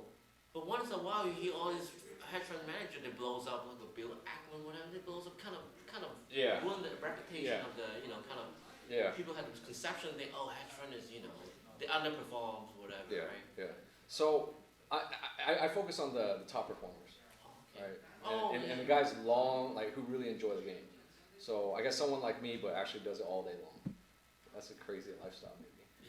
I thought about it, being behind the screen all day, but it's probably nicer to talk to people and get to know people.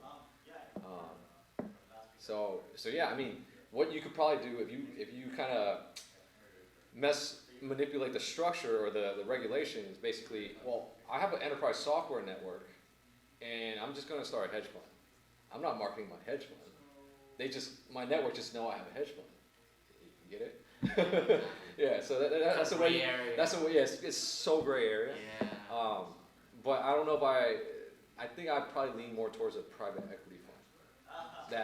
That a multi-strategy private equity fund that does that I'll hire a hedge fund manager to do the public markets as well as the credit markets, and then I'll operate a VC portfolio where I do higher risk investments, and then the main one would probably be private equity, where I'm restructuring a software business. That'd be super fun. Yeah, that'd be super duper fun. That would be the dream, and there's only one guy doing it right now, Robert F. Smith from Visa Equity Partners. He's doing all three. Really? Yeah. That guy's my inspiration, man. Robert F. Smith. He's I think he's in Texas, but he has a corporate office in SF in Oakland. Wow. Yeah. So this is the guy who sold Marketo to Adobe for $3 billion in 2 years. So he made $1.5 billion a year. Oh my God. Right? Most people that come in here, they want to get into the hustle, right? But they're thinking of, how do I get from 1 to 5 million? Right? The real estate agent is, how do you get from 1 to 5 million? This is like, okay, you got the 5 million and you realize that it's not much different from 20, 30, 50. How do you go to billion? Yeah, so I realized that, and so if I'm gonna, shoot this for... This is like a jackpot in your life, whatever. Yeah, so if I'm gonna aim high, then I need these enterprise contacts. It's not just trading, sit behind a... I mean, I might bet big, but to bet big, I realize you need to know deep fundamentals. Like, you could bet big intraday and make... Yeah, you can make a lot of money. You can make millions a day. But if you really want... But you can't do it consistently. That's the problem. You probably could. Really? Yeah. Some people probably could if they're super disciplined. Super disciplined. But I just feel like, I don't want to miss out too much on life. I want to meet the executives too. Oh. And I want to meet these critical thinkers. So luckily I bumped into Alex. Very, very... We had a 3-hour conversation for a reason. He was talking like at the same level. And this is all through years from my end of practice. Because he talks about a spectrum. If you were to draw like a circle, the only way to understand what he was talking about, really, because to me, we were talking, I categorize it into something like this. Oh yeah, right? The one in the middle. So you gotta be tech savvy. Yeah. You gotta be RE savvy, right? Because it's like RE deals, bringing it to market. So if you're IPOing RE, then you need no finance, right? But how does this all operate? It all operates under an underlying platform called technology. So you need to be an expert at all three, understand the data. So he's top notch. This guy's real deal. His background, right? Because I mean, I verified it through my conversation.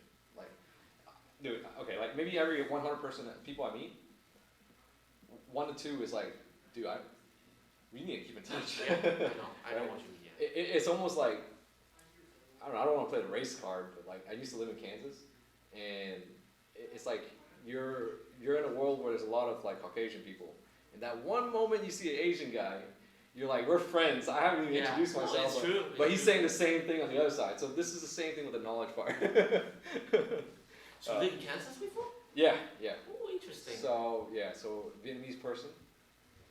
Came here when I was 2 or 3, after the fall of Saigon, right? There's like the 70s, 80s, and 90s wave of Vietnamese people that came to Silicon Valley. Who knew that Vietnamese people would come to like a tech center? Because it's pretty heavily concentrated here in San Jose. Yeah. Because like Vietnam town. Yeah. And then LA, Orange County. Yeah. So who knew that, the people who lost their country, the Vietnamese people, the South versus the North, right? They lost everything. They lost everything. Yeah. But in abandoning the sovereign nation, they, took the boat to the land of tomorrow. Yeah. That's insane. It is. When I put it that way, it's a great story. Right? It's just like, who knew that they would leave their country, and they somehow, out of every major areas in the map, they somehow picked San Jose, which turned into Silicon Valley. Or was already Silicon Valley. Right? Maybe Silicon Valley was already there, but it influenced my people to choose this area. Yeah. And then that's how I'm brought up here. Crazy, huh? And you could go even deeper and start talking about like the stars. Yeah. Like, you know, where the Earth is in the Goldilocks range, they say, where it's not too hot, not too cold for organisms to live. Okay, that's too much now. But yeah, when I think about that stuff, it's pretty interesting. Yeah. Life in Silicon Valley. How you doing, man? Good, good. Yeah?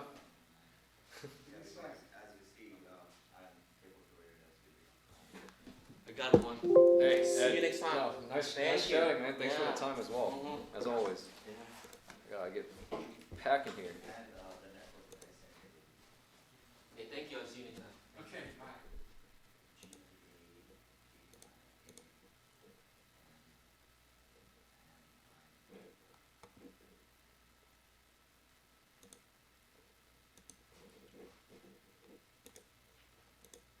Okay, all right, guys online. Not sure if you're still there, but I want to say thank you so very much for coming out. I do want to review all the messages here real quick. Make sure that, thank you, Kay, always informative guy. Nice, send the pics, looks great. Okay. All right, guys, I'm gonna shut it off. Well, wait. Good morning, what a great idea to be able to invest in pre-market. Meetups also offers IPO opportunities for small accounts. Just